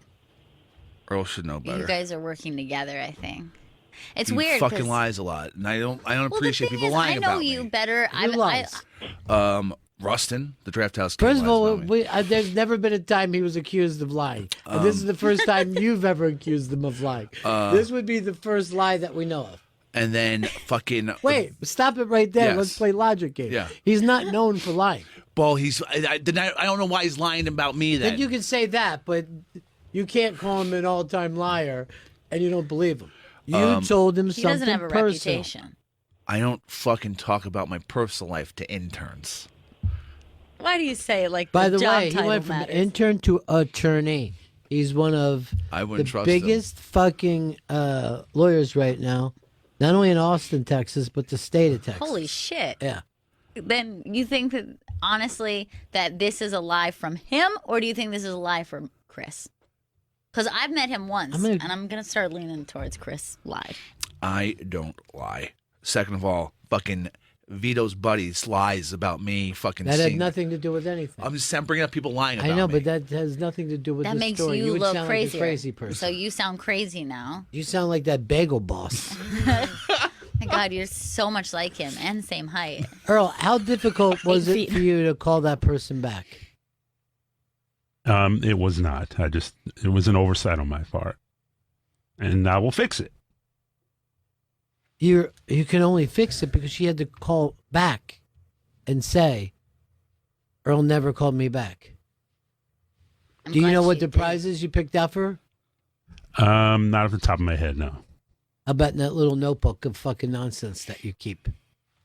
I'm very concerned about Earl. He needs a new system in his own life just to fucking remember shit.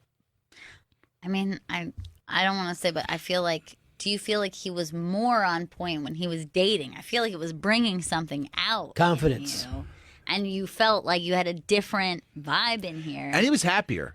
Yeah, don't you think? Like he had hope, and I think that was Like, good for him. Once you nuked the app, I feel like it was all downhill from there. Like, I think you were really confident and happy, and you were doing something like outside of the box that you normally don't do. Yeah, I was a lot. I felt like a lot. I actually felt lighter on my feet when I was dating. Well, then why did you stop dating?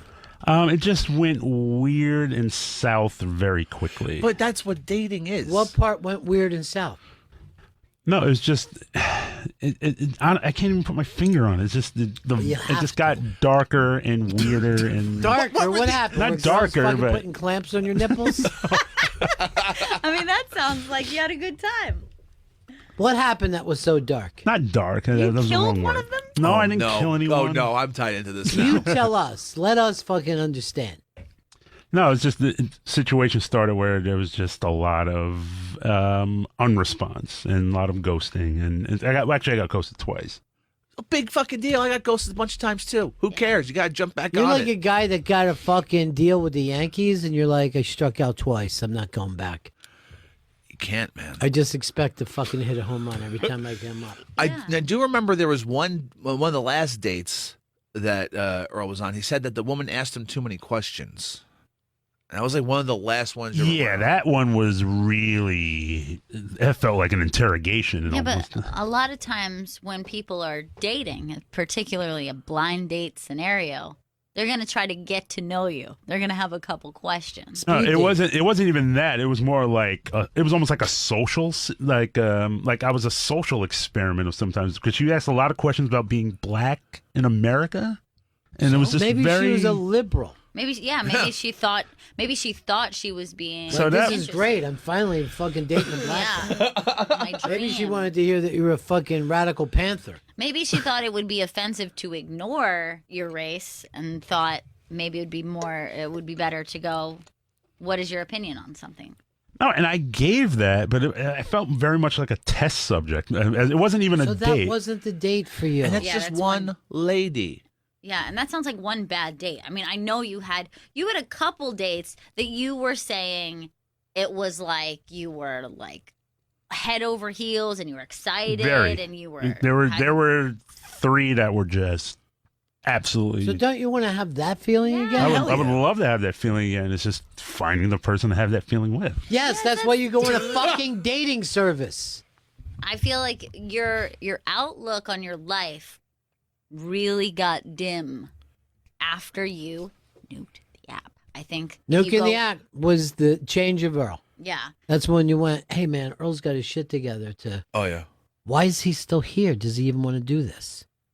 Yeah, and remember we were like saying you surpassed Vito. I mean, we were like excited for you. That was He before above and- Vito lost all the weight. Yeah, true. I mean, now, and not even this Vito's guy can number hold one. him back. Losers number 2. I just loser now. Do you want? know who you are. Just to use your name?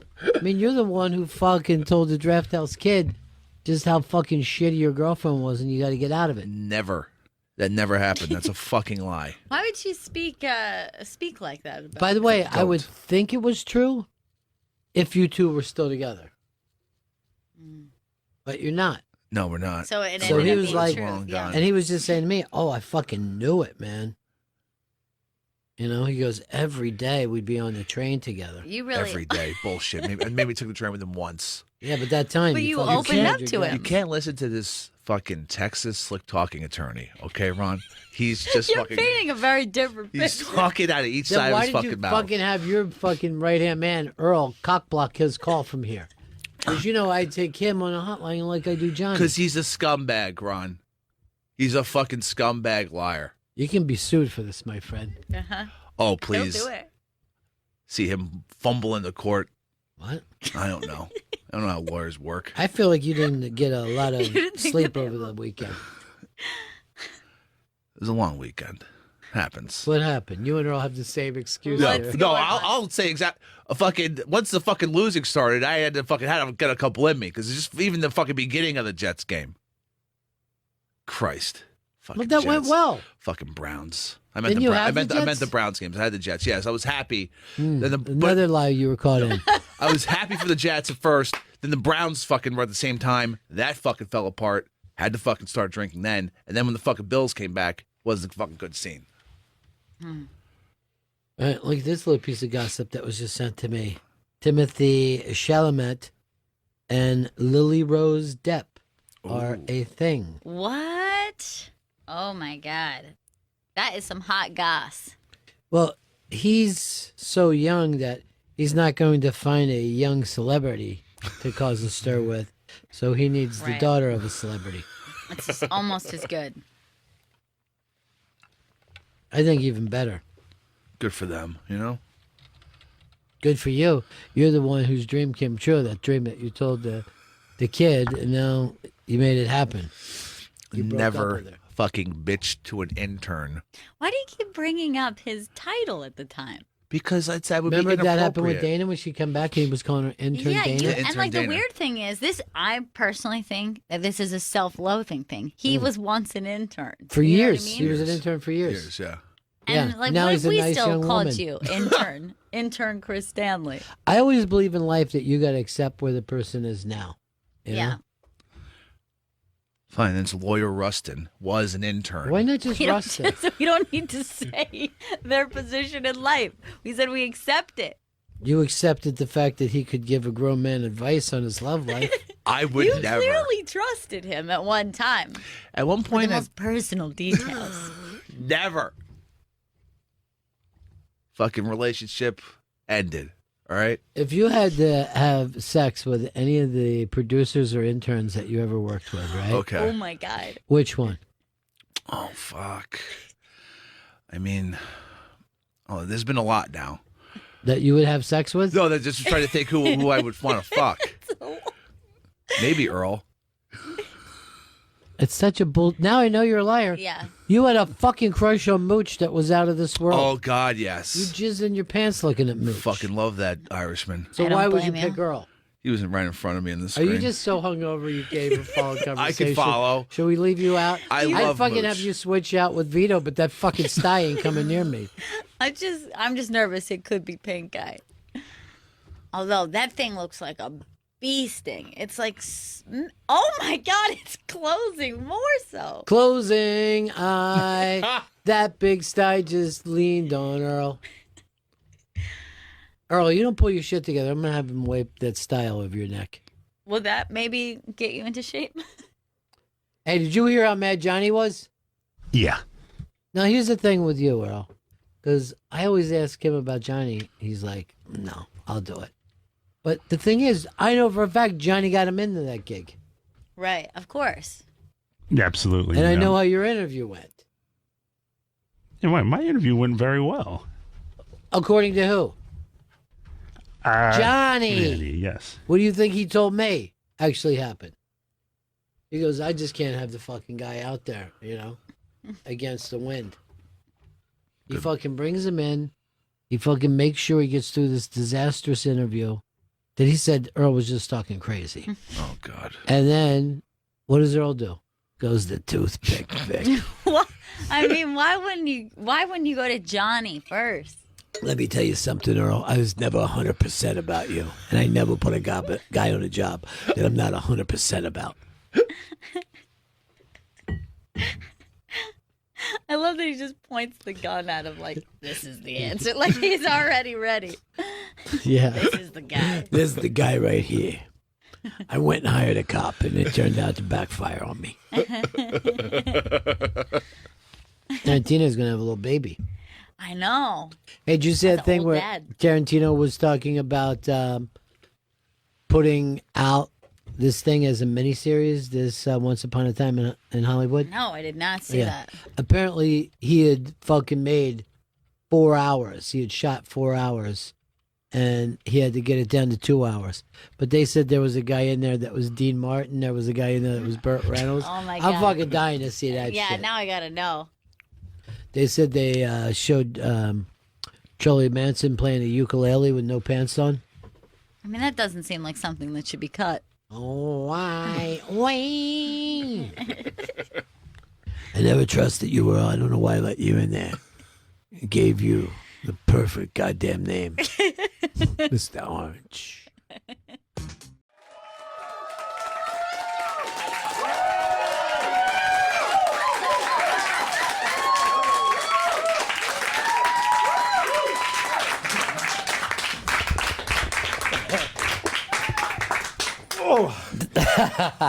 Larry, thanks so much for being here, man. My pleasure. How am I doing here with this? You are perfect. Okay, you're great. absolutely perfect. After watching the show, I don't know whether you're ready for this kind of comfort for a while, or it takes a little while to get back in. It is the most insane idea I've ever seen anybody in comedy do before. Great. And I was completely not ready to have that experience. There's so many highs and so many lows in the show. It's phenomenal. I was not ready to have that experience. Yeah. I was hoping to discover stuff and find out things that I didn't know about and have a journey like that. And but it shattered even my expectations of that. It was an incredibly moving, life-changing experience. Are you getting that kind of feedback from people? Because I think it's more surprising I get than anything that I've ever seen that would be called a travel show. You know what I mean? There's some kind of connection in humanity here that I did not expect. Yes, neither did I. I went in with a certain agenda. I thought I would go to these troubled war zones, these corrupt governments, these oppressive regimes, and I'd meet comedians there who were doing hard-edged satire, critiquing the government, critiquing the social conditions in the country, and that does exist everywhere. But what I didn't expect was how much of the comedy is used to heal in these traumatic war zones.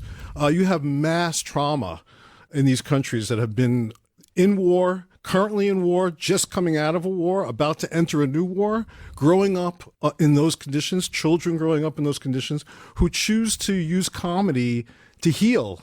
Yeah. And rather than, there's no career path for comedy in these countries. Right. You're not going and doing a pilot, you're not making movies, you're not doing a stand-up tour. So it's a higher, almost religious calling. They are wanting to heal the country. They are wanting to help people. They are wanting to pull people out. Everyone in these countries is standing at the precipice. They're standing on a cliff and they're facing this abyss. And they're like, well, you could jump off and give up and surrender, or you could back up, recognize that there's an absurdity to the situation, and start to laugh at it. And maybe that's the secret to fixing it. There is a level of hope and laughter that it never occurred to me before. But every laugh gives some kind of life-affirming thing, doesn't it? Yes, I think American comedy, and I'm talking about myself to a large degree, has a lot of anger behind it. I'm angry. I'm angry about a lot of things, you know. Right.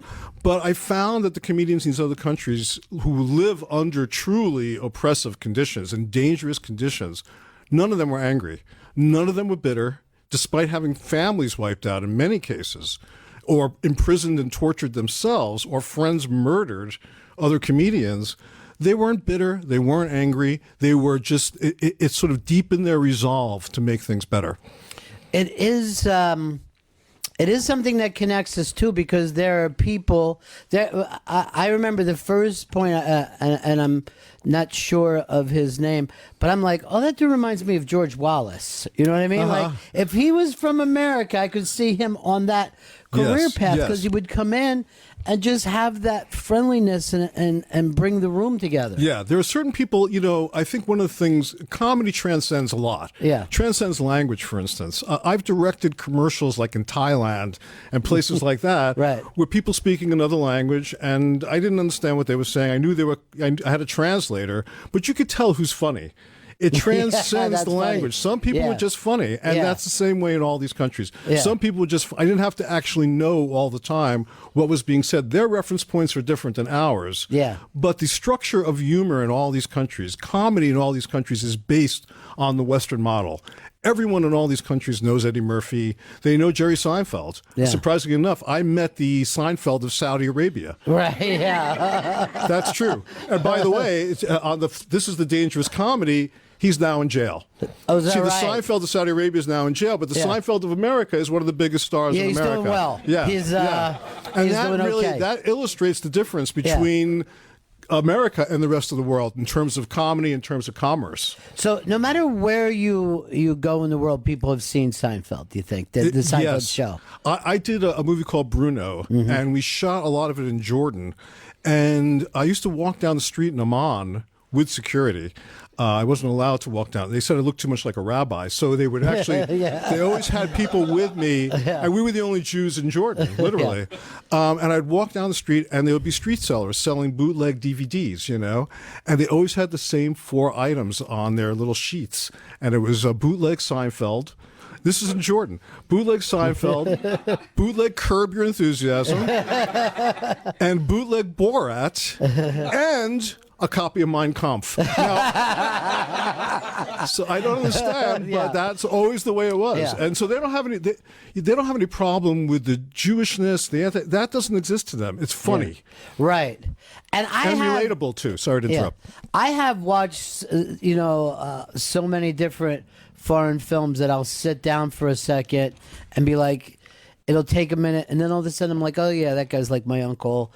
You know, I've been in a relationship like that. So really, I mean, for all the differences that we have, we can't get out of being human. We are archetypes, ultimately. And I was struck, I mean, one of the things that struck me about Seinfeld, to talk specifically about that, was, I'd be in the Midwest or wherever when the show was on, and people would come up to me, people from Iowa would say, oh, my best friend's like Kramer, or my friend's like George. And I was struck, and that's what made the show so successful. People recognized themselves in the show, even though it's about 4 single semi-Jewish New Yorkers. People recognized themselves wherever they were. And then I go to these other countries, and I had that same experience. People in completely different cultures who related to the show, related to the characters, related to the plights of the characters, and I was struck by that. That was very, very illuminating to me. I'm always stunned how many times that I'll be at a party and somebody wants to bring up Seinfeld and their episode, and I'm like, do you know how many years this has been on now? Yeah. 7 o'clock every night from my entire adulthood. Let's move on. Yeah. But they don't. It's a religion to some degree. And I mean that almost seriously, because like when I was a kid, when The Godfather came out, it was such a popular meme-like movie before that was even a phrase that everyone would use The Godfather they would quote it for wisdom. Right. Keep your friends close and your enemies close. Leave the cannoli, whatever it was. That stuff. Seinfeld's the same way now, I notice. People use Seinfeld quotes to explain their lives to themselves. Right. And that gives it another layer of importance, ultimately. I think it has to do with how can you loosely hang with your friends? How can it not be too important, but enough that you stay in each other's lives? Because I think I think that certainly the world feels like there's more barriers up than when we were younger. Yes, that is very true. There are more barriers up. And Seinfeld is one of those few, you can't predict these things. Right. There was no agenda of becoming a popular show. In fact, it was just the opposite, and maybe that was the secret. Yeah. Larry David said to me, we'll do 13 episodes, we'll make a little bit of money, and then we'll go on with our lives. It'll be canceled. And I think because of that, it liberated us. Yeah. We wrote with the band, and we wrote what we thought was funny. We didn't know how to write a sitcom. Yeah. Most sitcoms at that time had 3 scenes or 6 scenes. All the stories came into the living room. We would write shows with 30 scenes, and we didn't know how we would do it, but we knew it was funny. Yeah. And so that was the challenge. I was always surprised that they're never smoking weed or getting drunk. You know what I mean? The new version they would be. So, of course, you've had all this success, and you really have, with the new show, put yourself into. First of all, you're out in front more than you've ever been before, and that's not always comfortable. And then you were in a place where some of these spots you could die. Yeah. You could die. Yeah. Well, as far as being sort of the host of the show, I didn't think I wanted this to be a very authentic, stripped down experience. I didn't want a lot of artifice. I wanted to be able to get out of the van and start shooting. I didn't want to ask anybody any questions. I didn't want to care about anything but getting what was in front of me, because I knew I'd only have one shot at those things. I couldn't stay there for too long. I had to get what I had to get and then leave. So that was part of my logic for me doing it. I kind of saw myself as the Werner Herzog of comedy. Right. I thought, well, that's a good approach. And I'm not really on camera all that much, but I am driving it for sure. Right. And that was important to me, I thought. And at the same time, it is a very illuminating experience to be in a country like Nigeria, where you may literally be, and I talk about this in the show, I was like the only white person in Nigeria. That's an experience every white person in America should have. They should go to a country where they're the minority and feel what that's like. And actually, I was treated so well, and I think it would be a life lesson for every American to go and have that experience. Well, I think anyone who uses GPS can have that experience from time to time. But it is very, very interesting because people in America, well, New York is obviously a little different where you're able to bump up against people, but most places really don't have that. I'm not saying that most people around the country don't have a black friend, but they will say, I'm going to bring my black friend over. Exactly.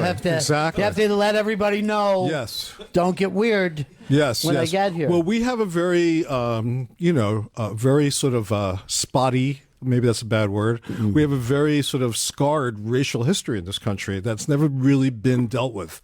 Never really been. And we see it right now. We see the Confederate statues. Yeah. We see the racism going on in the South to this day. So we haven't really learned that much from our experiences. If we don't deal with it, it remains a national wound. I think that's what happens here. So what has kept us since, the 50 years since Martin Luther King died, from really sitting down and having a non-screaming talk that maybe goes on as long as it.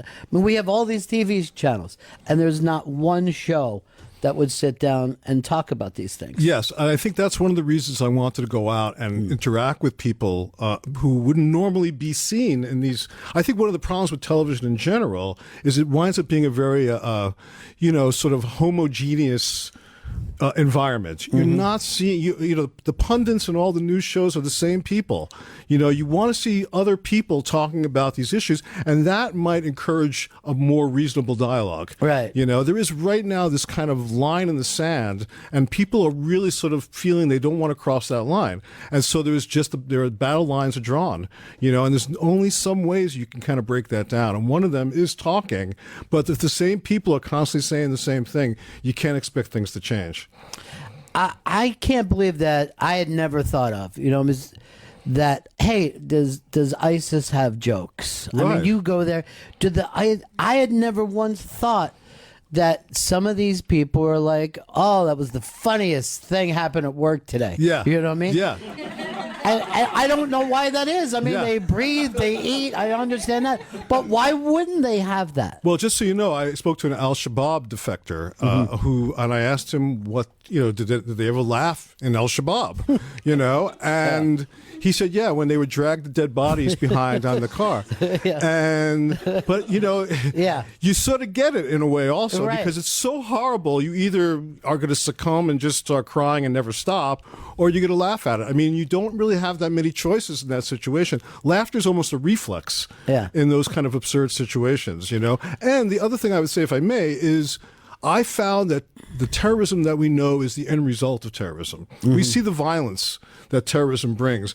I was very curious, like as I am about everybody, about their childhoods. And I thought if I could talk to an ISIS person about their childhood, about the place they grew up, about whether there was humor in their village, those kind of things, you see there are options and choices that if we could talk to people at that stage, instead of destroying their families and traumatizing them as children and having them grow up in the hate and the anger that's almost inevitable that would come out of that, if they were like addressed before that and dealt with before that, and the conditions were different, I think terrorism would disappear. Jean-Paul Sartre said that terrorism is the atom bomb of the poor, and people whose lives are ruined and destroyed, many of whom I met, some of those people become ISIS and some of them become comedians. Right. It's just the way they're going to end up doing. And there's such poverty, and you're showing these. I mean, it's an incredible poverty, and it's a war zone. And these aren't armies fighting against each other. It's kids with different weapons. Yes. But where do they get a rocket launcher from? I mean, that kind of poverty. I can't afford a rocket launcher. Right, I would go. right. I would be in huge trouble if I came home with a rocket launcher. And yet, where is that coming from, man?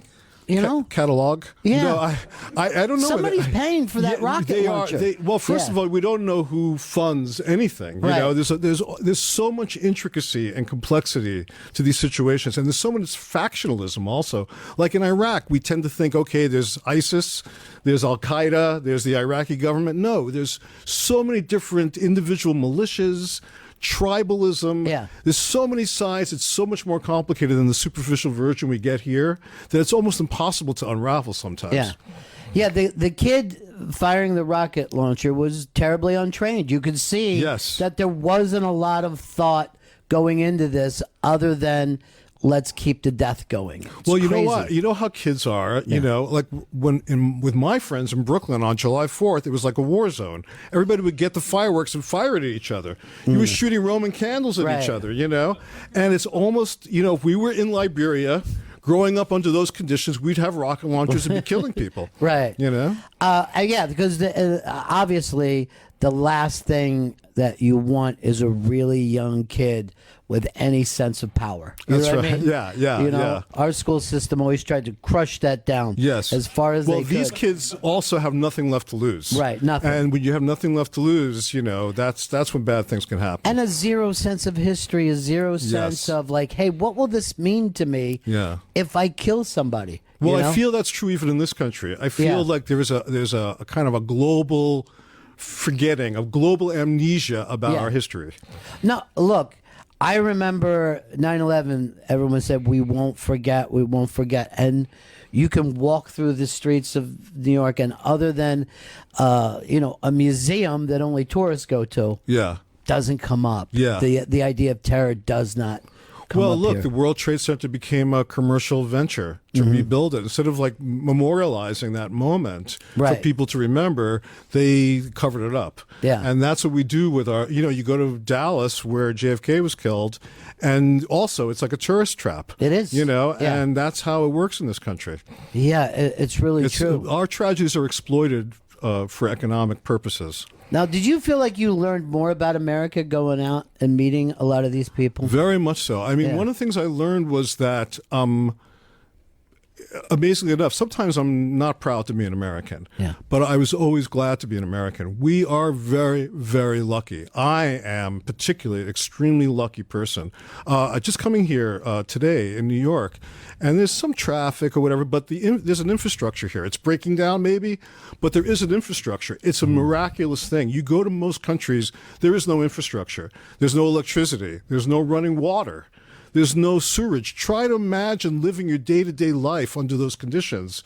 Just going about your business, trying to get your kids to school or put food on the table when the lights are going out. The power is out all night long, quite often. So that's a very, very different version of things.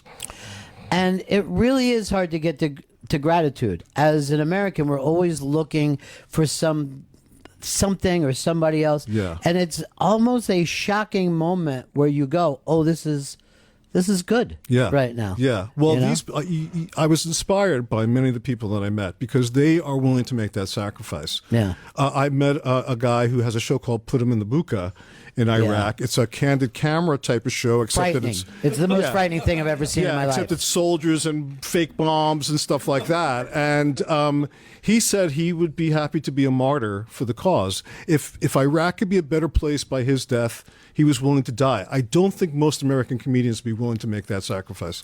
I can only think of Patrice O'Neill. I can't think of another person. Right. You're right. Yeah. But that first of all, isn't it interesting that candid camera still works? That they'll call it a different name. How classic is and that? And it's always so cringy. My whole life I looked but this one they would have checkup points. And people would be pulled out and like, hey, we found a bomb. And people are just like, I am not, hey, look, you see the cameras? It's the most frightening thing I've ever seen in my life. Yeah, it's incredible. Yeah. That's comedy. Yes. Because again, a lot of comedy, you talk about cringing, and a lot of the comedy I've been involved with involves the cringing prior to the laughter. Yeah. And the cringing is you're suppressing, you're denying, you're holding it in. You don't will exist everywhere, just going off a roof and into dog shit and everybody laughing, kicking people in the balls. Right. That's always funny. Yeah. Why, I don't know, but it's always funny. And that's what makes me laugh, you know. And then, of course, that you look at some of these people, and their humor is decades behind us, but we were there exactly not that long ago. Well, Nigeria is a good example of that. The stand-up scene in Nigeria is actually very fertile. Stand-up comedians are the biggest stars in the society, actually. The politicians cultivate them for support. That's how popular they are.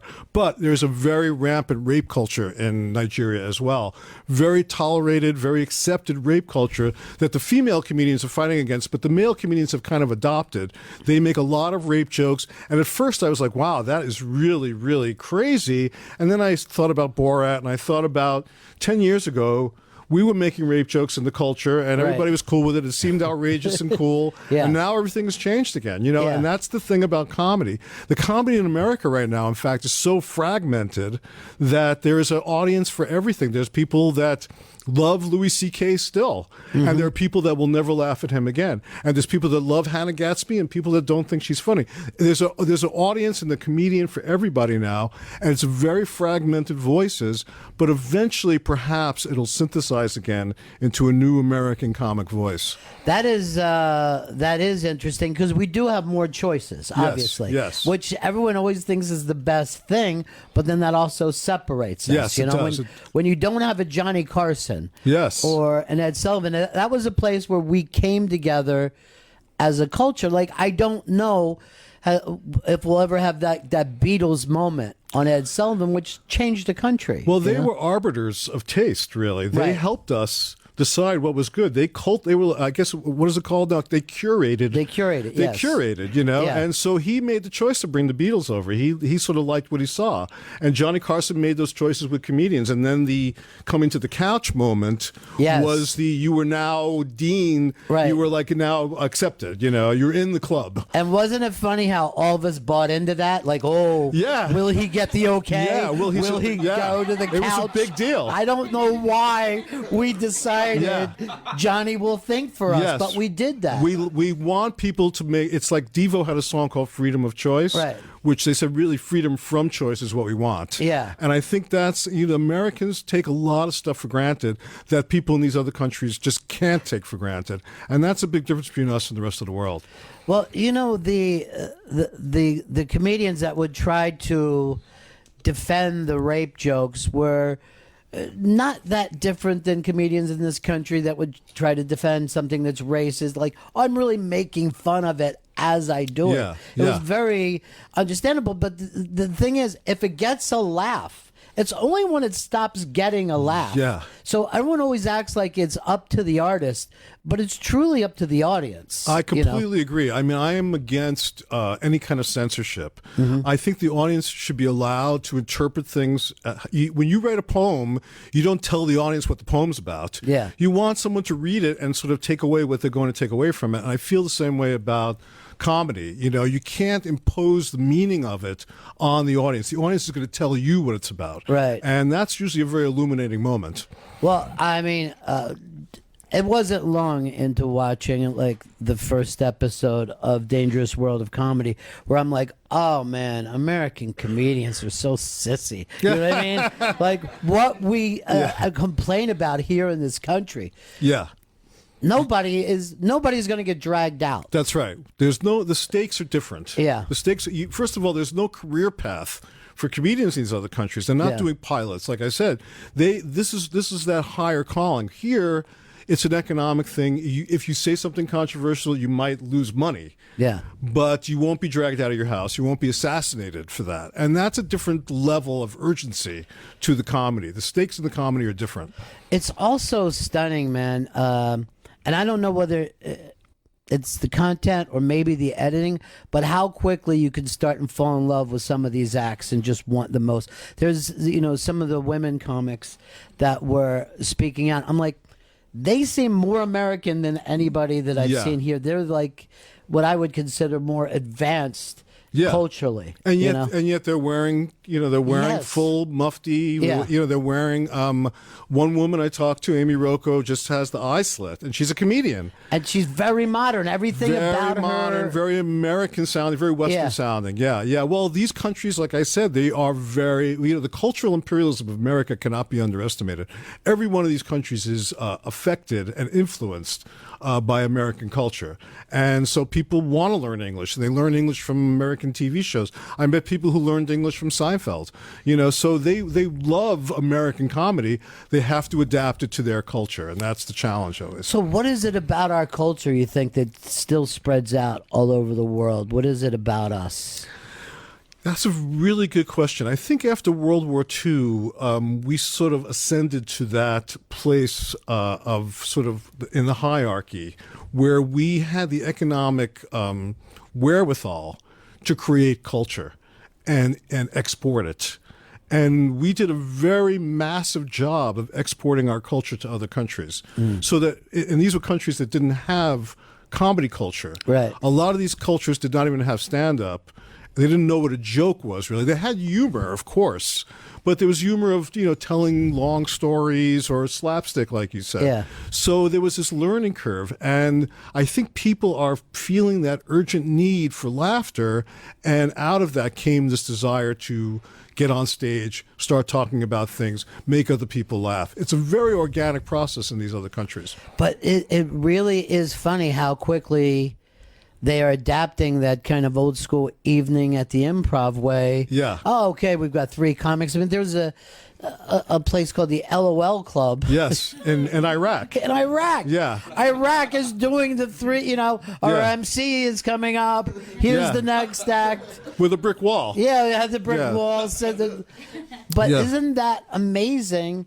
That's the power of Western culture. Yeah. That's how they know it. They know it from watching Night at the Improv or seeing a stand-up special that somehow they got not through the television but through the social media. The social media also. This is another big point. Women comedians, for instance, in Saudi Arabia, they can't get on stage. They can't even sit in the audience.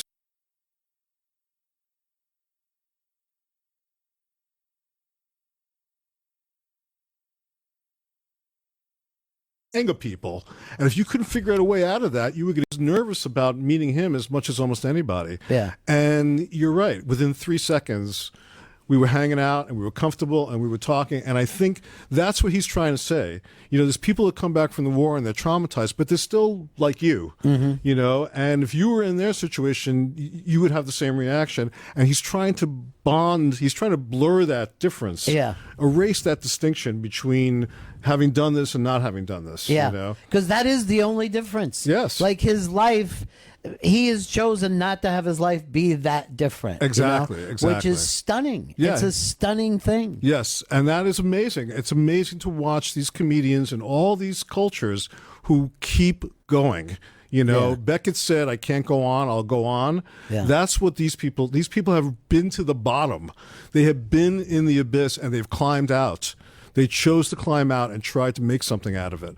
And it's really admirable. It's really inspiring. Especially when I think of the smallest speed bump and I'm like, I'm out. You know what I mean? I'm Right. I can't believe how much my life sucks. My career's terrible. The cable's out. Yes. You know, the cable's out. What am I going to do? Yeah. I have to sit here, you know. I'm Maybe cursed. I'll read, you know. So, yes, we are very lucky. Very, and like I said, I consider myself an extremely lucky person. Yeah. Yeah. Well, you know, there's something that came up. I've never heard anybody else bring this up in comedy.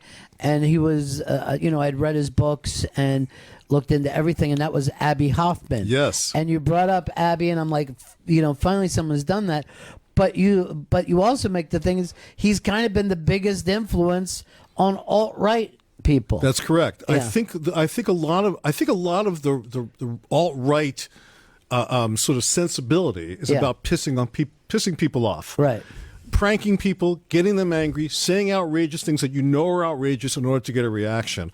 A lot of it is like that. I think even Trump, to a large degree, Sure. he's a provocateur. Yeah. He thinks he's funny. He thinks he's a comedian. Now he's got a captive audience, so you kind of have to laugh. You know, it's that kind of thing. Whereas before, people would just think he was an idiot.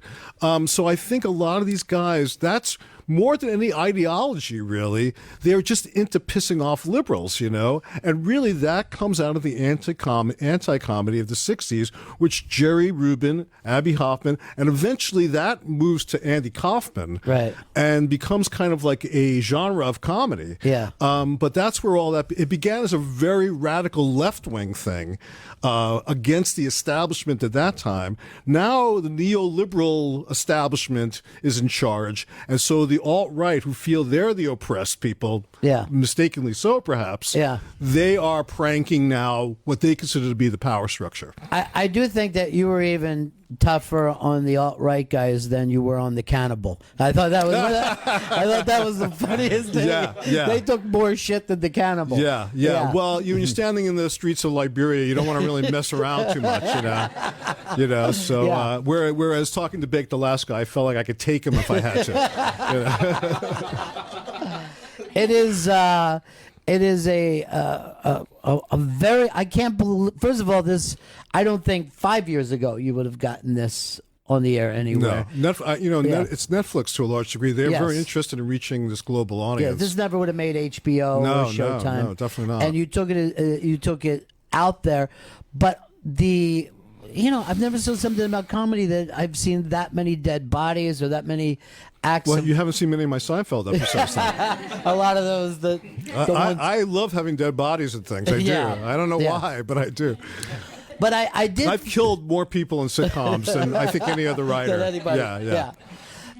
But there was never.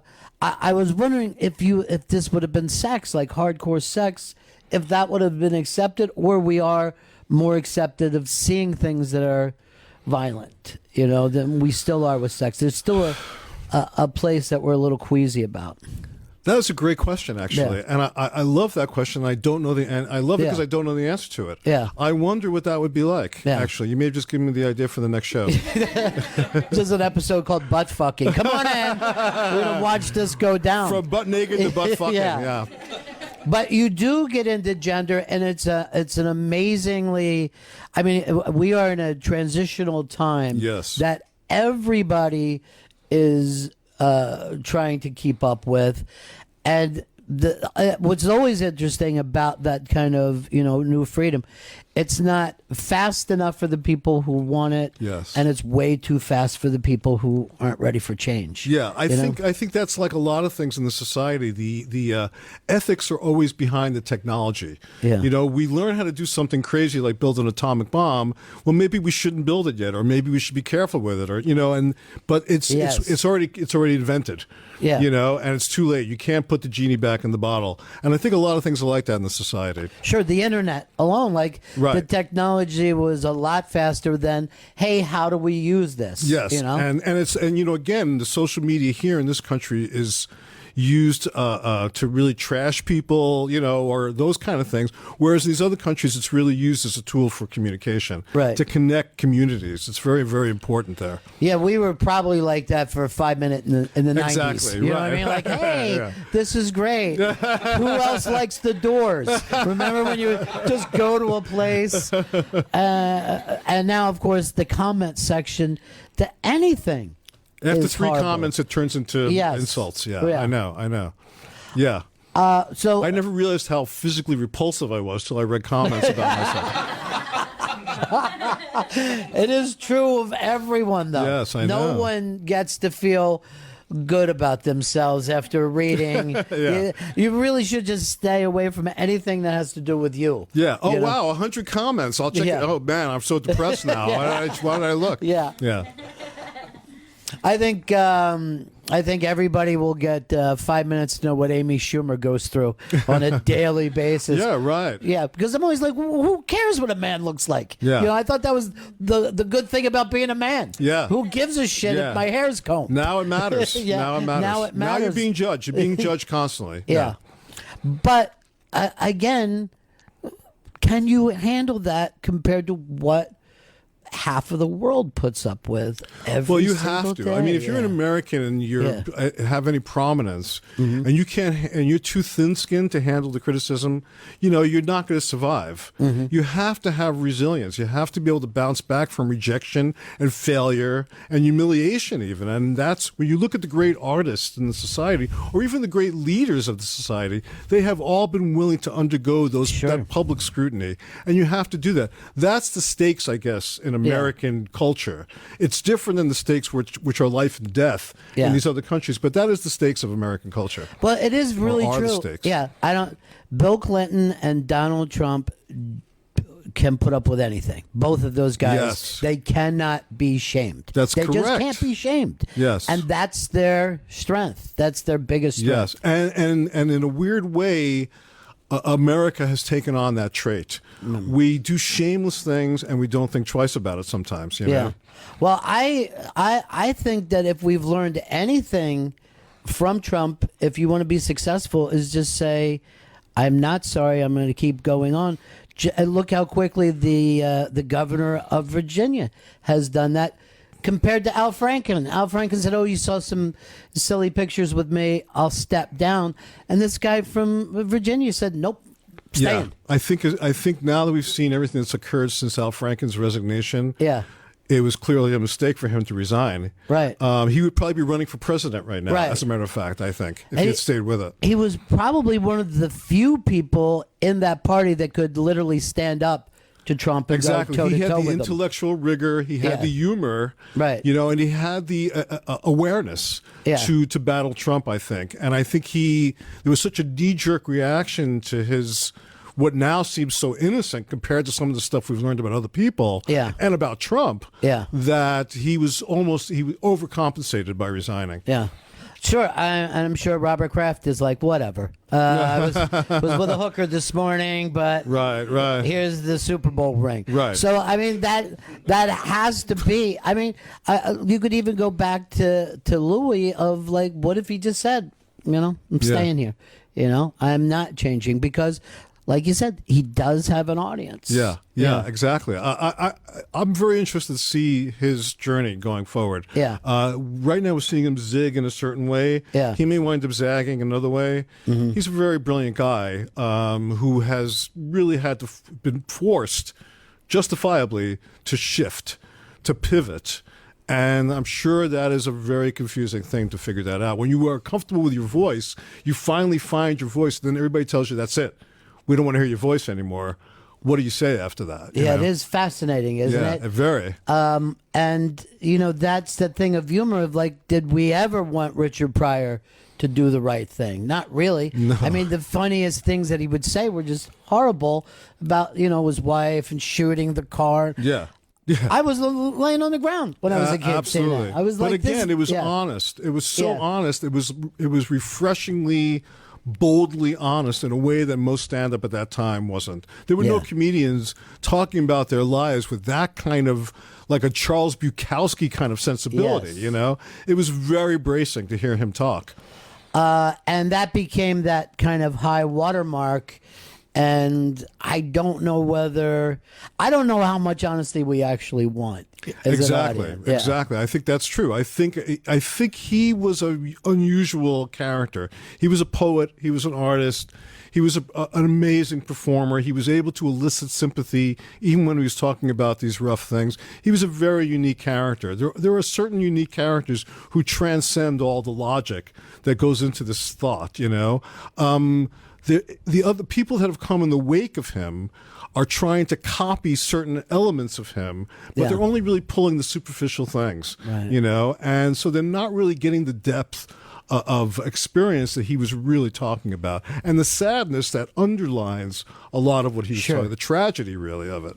Because I think you have to be born with the soul of a poet. I don't think you can work towards that. And that's why I felt like Miss Pat was she was the first person I met or saw who I felt she's a natural descendant of Richard Pryor. Because she'll say something horrible that happened to her, and you find yourself laughing. Yeah. You know what I mean? She got her nipple shot off. Yeah. And she tells that story as part of the stand-up. And it's at first you're like, whoa, wait a minute. Yeah. Nipple shot off. But yeah, she tells the story. It's hilarious. It's a hilarious story because she sort of had it coming in a way. She got into a hassle with a guy with a gun, and the guy started shooting, and she ran away. And when she got to her friend's house, she realized that she'd been shot. And they took her to the hospital, and the doctor said, your nipple's been shot off. You know? By the way, you couldn't have sounded more Brooklyn than you did. Like, she had it coming. Because that's that street thing that, again, you can't teach of like, people think that street smart is street tough. It's just knowing each time, like, is this the time to fight? Is this time to run? Exactly. Time to apologize? Exactly. Lie? Whatever. It's awareness. Yeah. It's awareness. And then willing to do whatever you got to do to get out of that situation. Well, that's situation. how I learned comedy, from talking my way out of things. Yes. I was constantly confronted. I mean, all kids in my neighborhood, I grew up in Trump Village, by the way, in Brooklyn, in Brighton Beach. And all kids, people talk about bullying, and every other kid was a bully in Brooklyn. You were constantly at school, at the bus stop, in the park. You were being confronted all the time by older guys, bigger guys. They'd take your hat, they'd steal your books, they'd spit on you. You were constantly having to do, and if you couldn't figure out, or you'd be confronted by a whole gang of people, and if you couldn't figure out a way out of that, you were going to get your ass kicked. And I figured out a way out, and I used my verbal skills that I developed very quickly to talk my way out of things. And I used that like in Borat and places like that. Yeah. It wound up being a skill. For most adulthood, it's a terrible thing to have. Yeah. But for that kind of filmmaking, it was great. Yeah. Well, I always thought with the bully thing, too, is you got to find the thing that the bully wants to be teased about. You know what I mean? Like, tease him about beating up nuns, and he's like, this fucking kid's all right. Yeah. You know what I mean? I'm going to hang out with him for a while. A lot of times it took them slapping the shit out of you for them to like you. Yeah. And then suddenly you were their best friend. It's like, I really want to be your best friend, but that's sort of the way it worked. What happened with bullies a lot in my neighborhood, which was interesting, like in third grade, we would be besieged by bullies, but by the time we were in fifth grade, we actually grew, and the bullies didn't grow. So suddenly these bullies were like sort of short guys who really, it's like they lost their power. Yeah. And that was kind of humiliating. I actually felt bad for them when they had been bullies and now they were kind of scared of people. Yeah. Like that sort of humiliation of like sort of investing in being a bully. And now what do you do? It's like, what do you do next? What's your second act, Well, that I've never heard anyone bring that up before, but it's really interesting because remember, like a lot of guys that are Little League, like the best athletes, it's because their little bodies they were able to control. Yes. but because that's as mature as they were going to get with it. But they weren't going to be 6'3" or That's anything. right. That's right. So it's a little tougher to intimidate people. Yeah. When you're not that big. Well, what they ended up doing was getting married and having kids, and then being a bully all over again. Right. To their own children. Yeah. Because they were bigger than the Yeah. kids, at least. Yeah, I know. It's true. So where are you going? Are you thinking season 2? Do you have ideas of where you want to go with this show? Unfortunately, the world remains a dangerous place. Yeah. I've been reading about Venezuela. I've been following the war in Yemen. There are some really horrible things going on in the world continually, unfortunately. So I would love to do another season and bring those stories back. We'll see what happens. You got to be careful you don't get that addiction to like being a war journalist. Yes, I've read a lot of I've read a lot of books about from war journalists who get addicted to war. By War, I Miss It So. That's the name of a great memoir about somebody who became so addicted to war that when they got back to London, they became heroin addicts because they just could never find that adrenaline rush again. And I do understand that. There was something exhilarating in Borat. We felt like we were bank robbers. We did a scene, and then we'd run away, and we'd jump in the van, and we would be laughing so hard. It was so exhilarating and liberating. We loved it, So it is. So there is a chemical thing that happens, I also, just to say this, I've never seen anyone else who's had such an accomplished career push it even further. Normally, people, once they get to a certain point, start to repackage or redo. But what you've done with this, no one else has done before. Well, I'm very much about pushing myself. I hate the idea of reboots and things like that, or revisiting things. I don't want to do Borat 2. I don't want to do sequels. I get offered stuff like that too, and I'm not. I realized I was at that crossroads where I could kind of take it easy and do pilots and do things that are offered me, or I could kind of take the bull by the horns and do something I really want to do and try to control it from beginning to end, because I lose control over a lot of the work that I do, and I'm very unhappy afterwards. Sure. This was something I wanted to follow through with. I also felt I wanted to do something that has impact. I always want to do something with impact, so I was looking for something that would have impact. I don't want to do something safe, something that's forgettable. I want to do something that provokes people, that creates dialogue, And I'll also say this, that you're going to see people in this show that you won't forget, that you'll find yourself thinking about long after the show's over. Yes. Larry Charles, thank you so much. This was fascinating, my friend. Thank you, man. Larry Charles, Dangerous World, a comedy, available on Netflix. Thanks so much. Thank you, man. Thanks.